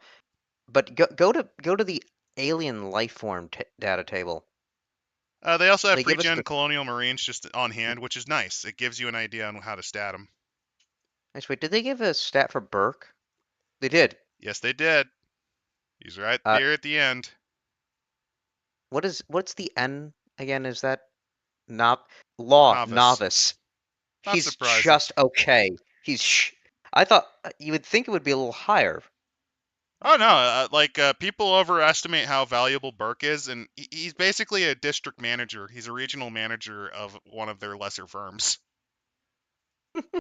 Like he's basically a junior executive trying to make it into the big board. Like yes, he Like, has a lot of power in Way U. He has a lot more power than most people ever will in life.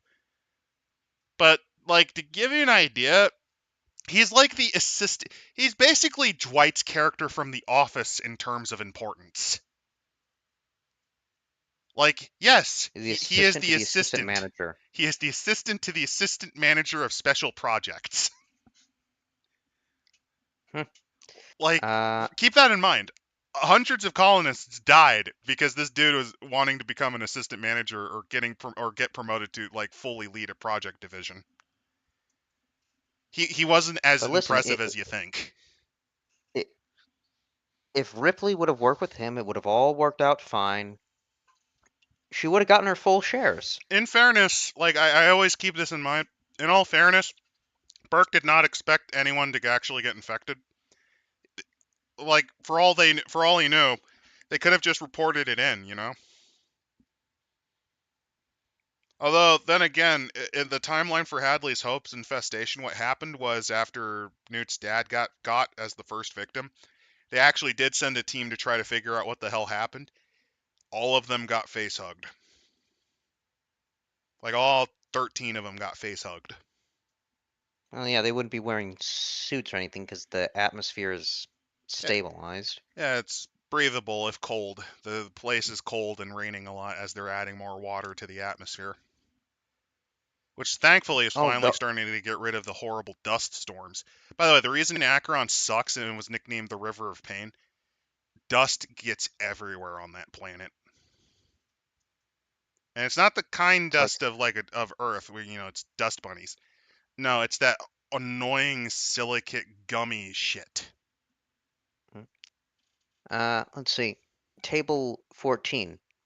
They actually even show images of the weapons, and it turns out the pistol and the submachine gun are 9 millimeter. Which is incorrect. They're actually 10 millimeter. No, that's the pulse rifle. The Oh pulse no, rifle though, isn't no, 10 actually, no, millimeter. no, you're right because the pistol that they're showing actually is a 9 millimeter. I remember. Is that a Walter? It's a modified Walter, It yeah. looks, yeah. And then, oh, the machine gun's also 10 millimeter. Why the fuck is everything in 10 millimeter? If they're supposed to be descended from like this Colonial Marines, don't they use like NATO 5.56? So funnily enough, I don't know. Did I accidentally fuck up my muting? Am I still audible? No, no, Okay, good. you're Sorry. audible. So that's actually due to a contractual. Basically, the guys that made it offered that because of improvements in personal protection that they needed a larger round to stop people. In reality, I think it was because it was a proprietary round. Wait, I think Wayland Yutani personally Oh. built the rifle. Oh. Like Yeah, it the was, it sniper rifle's was. in a 10 millimeter. Oh yeah, because the other thing is, well, personal armor is more around. Mm. I think the And logic that, was it allowed you to take on like improvised fighting vehicles. It just dropped people, but also straight up the company was selling these fucking rounds. and then so many sheets about the different By the way, the machine gun vehicle that they're stats. showing, that's actually known as the M56 smart gun. By the way, operators were supposed to be hyper alert and aggressive. That makes sense. Along with Also, the stats. apparently operating the machine gun was quite spooky because compared to older models, it was very trivial to actually shoot in the same spot. Like to the point where in the technical manual, the guy who was talking about his time seeing one in action said it was fucked up. Dude got paced with 7 rounds. They all went through the same hole Wow. because of the auto targeting system.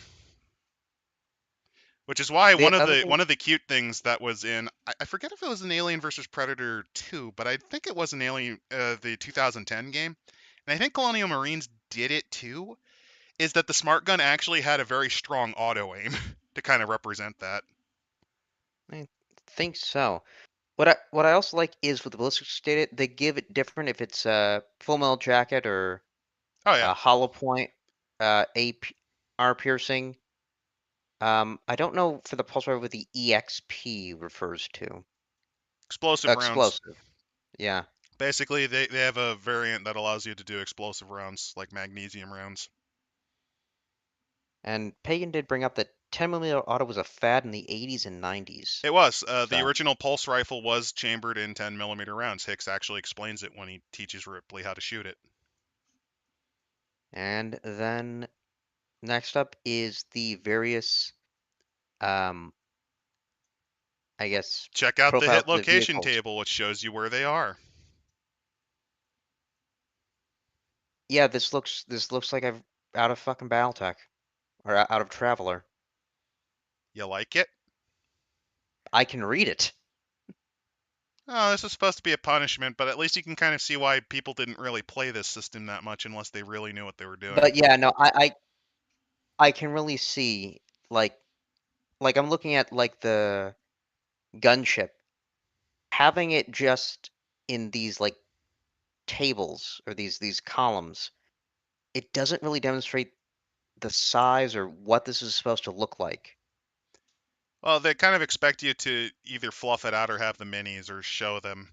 Like the dropship, if you saw it, it's the thing that goes down and from to the planet. It's the thing that Yeah. nosedives. That's what it looks like. But having it just in those 5 sections rather than, let's say, making a grid version the of the ship and then statting it out that way. Like saying, okay, if it's hit in this section, this is what's damaged.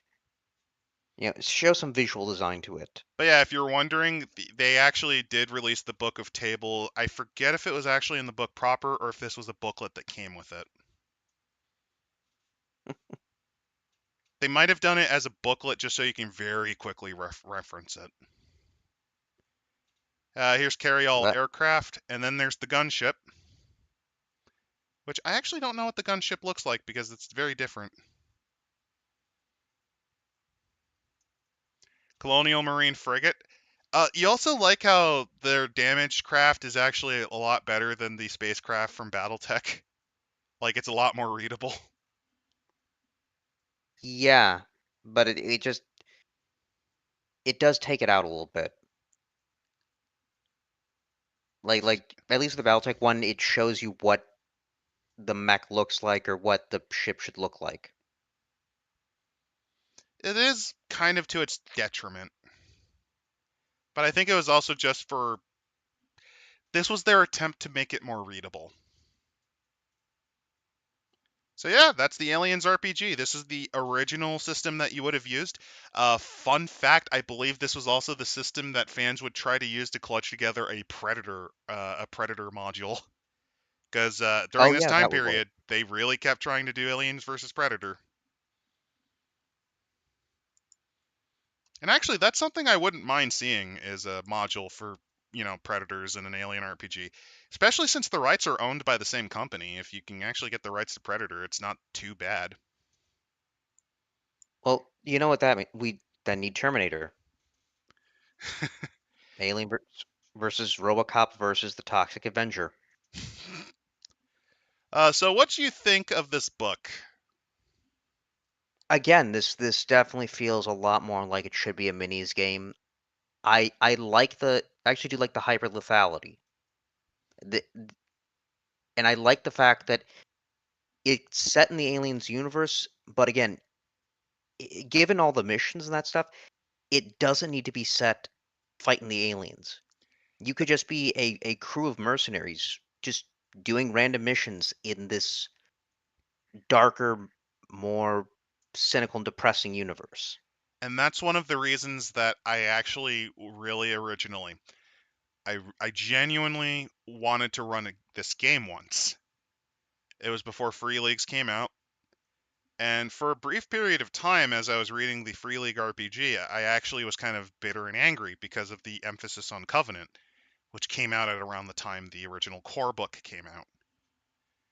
But actually rereading this, On the one hand, if you actually can figure out how to automate this on a virtual tabletop, this is a wonderful experience. Not only just for miniatures gaming, but just straight up tabletopping. It's good at both. However, this is kind of why leading edge games went out of business. It's just too complicated. Most players wouldn't have the patience to really run through all the tables. Because keep in mind, each time you did a combat phase, you'd have to relate to the hit table based on the weapon that you used at the time after calculating your move actions. It's too complicated. It's just straight up too much at once. And that's kind of why I'm glad that a lot of what was put in this got recycled for the RPG. In some cases, I'd It's actually argue better because it gives you more antagonists to play against. It's not just harvesters or xenomorphs. You actually have statted up bad guys in the form of the United Union of Progressive Peoples. Or if you want to play the Union of Progressive Peoples because of the operations manual, you can actually fight against colonial marines. I just I like what the book tried to do. It has a lot of cool shit in it. It's a good lore book, I'd argue, especially since it's relatively concise. But it's a product of its time. It's why bleeding edge games never really went anywhere after this one. They yeah. did have expansions. Like I said, if you go to Wayne Books, which is in the description, they had expansion packets for the Alien Queen and a couple of other scenarios. But after the 90s, that was it. It was just fan efforts to try to keep it going. You know, it's kind of funny. This one's actually been a lot. I think this was a lot kinder, I think, than our first one. Well, yeah, because this one didn't have references to Prometheus or why am I blanking on the Covenant? Covenant. It also doesn't have Romulus. Hey, remember the Yeah. newborn? I remember. Let's recycle that plot line from Alien Resurrection and make the people clap. Hey, remember Ash? Well, we talked to his family and we were able to use Ian Holmes' corpse in our production. I remember. Wait, Although how in the fa- fuck does Ash have a how does Ash have a family? no, I mean they used they asked Ian Holmes' family for permission to use his likeness in Romulus, Well, which I considering it would be understand, but what the fuck? Stop doing this. It's creepy. Zombie Hollyweird is creepy. Don't do it. but speaking of creepy and weird, what are we going to be reviewing next week? Oh fuck. Well, wasn't it going to be I listed them all, um but like my brain was it was 13 destroyed. Sword Lesbians, I believe. Oh fuck But yeah! I said we were gonna do that goddamn advanced lesbians and lovers thing that Evil Hat Productions scammed its way into making. What a fucking so joke. enjoy that. So yeah, next week we're gonna talk about hyena pseudopenises. Have fun. Good night. Night, y'all. And make sure to keep your pulse rifle close, else the aliens will get ya. Because they mostly come out at night. Mostly.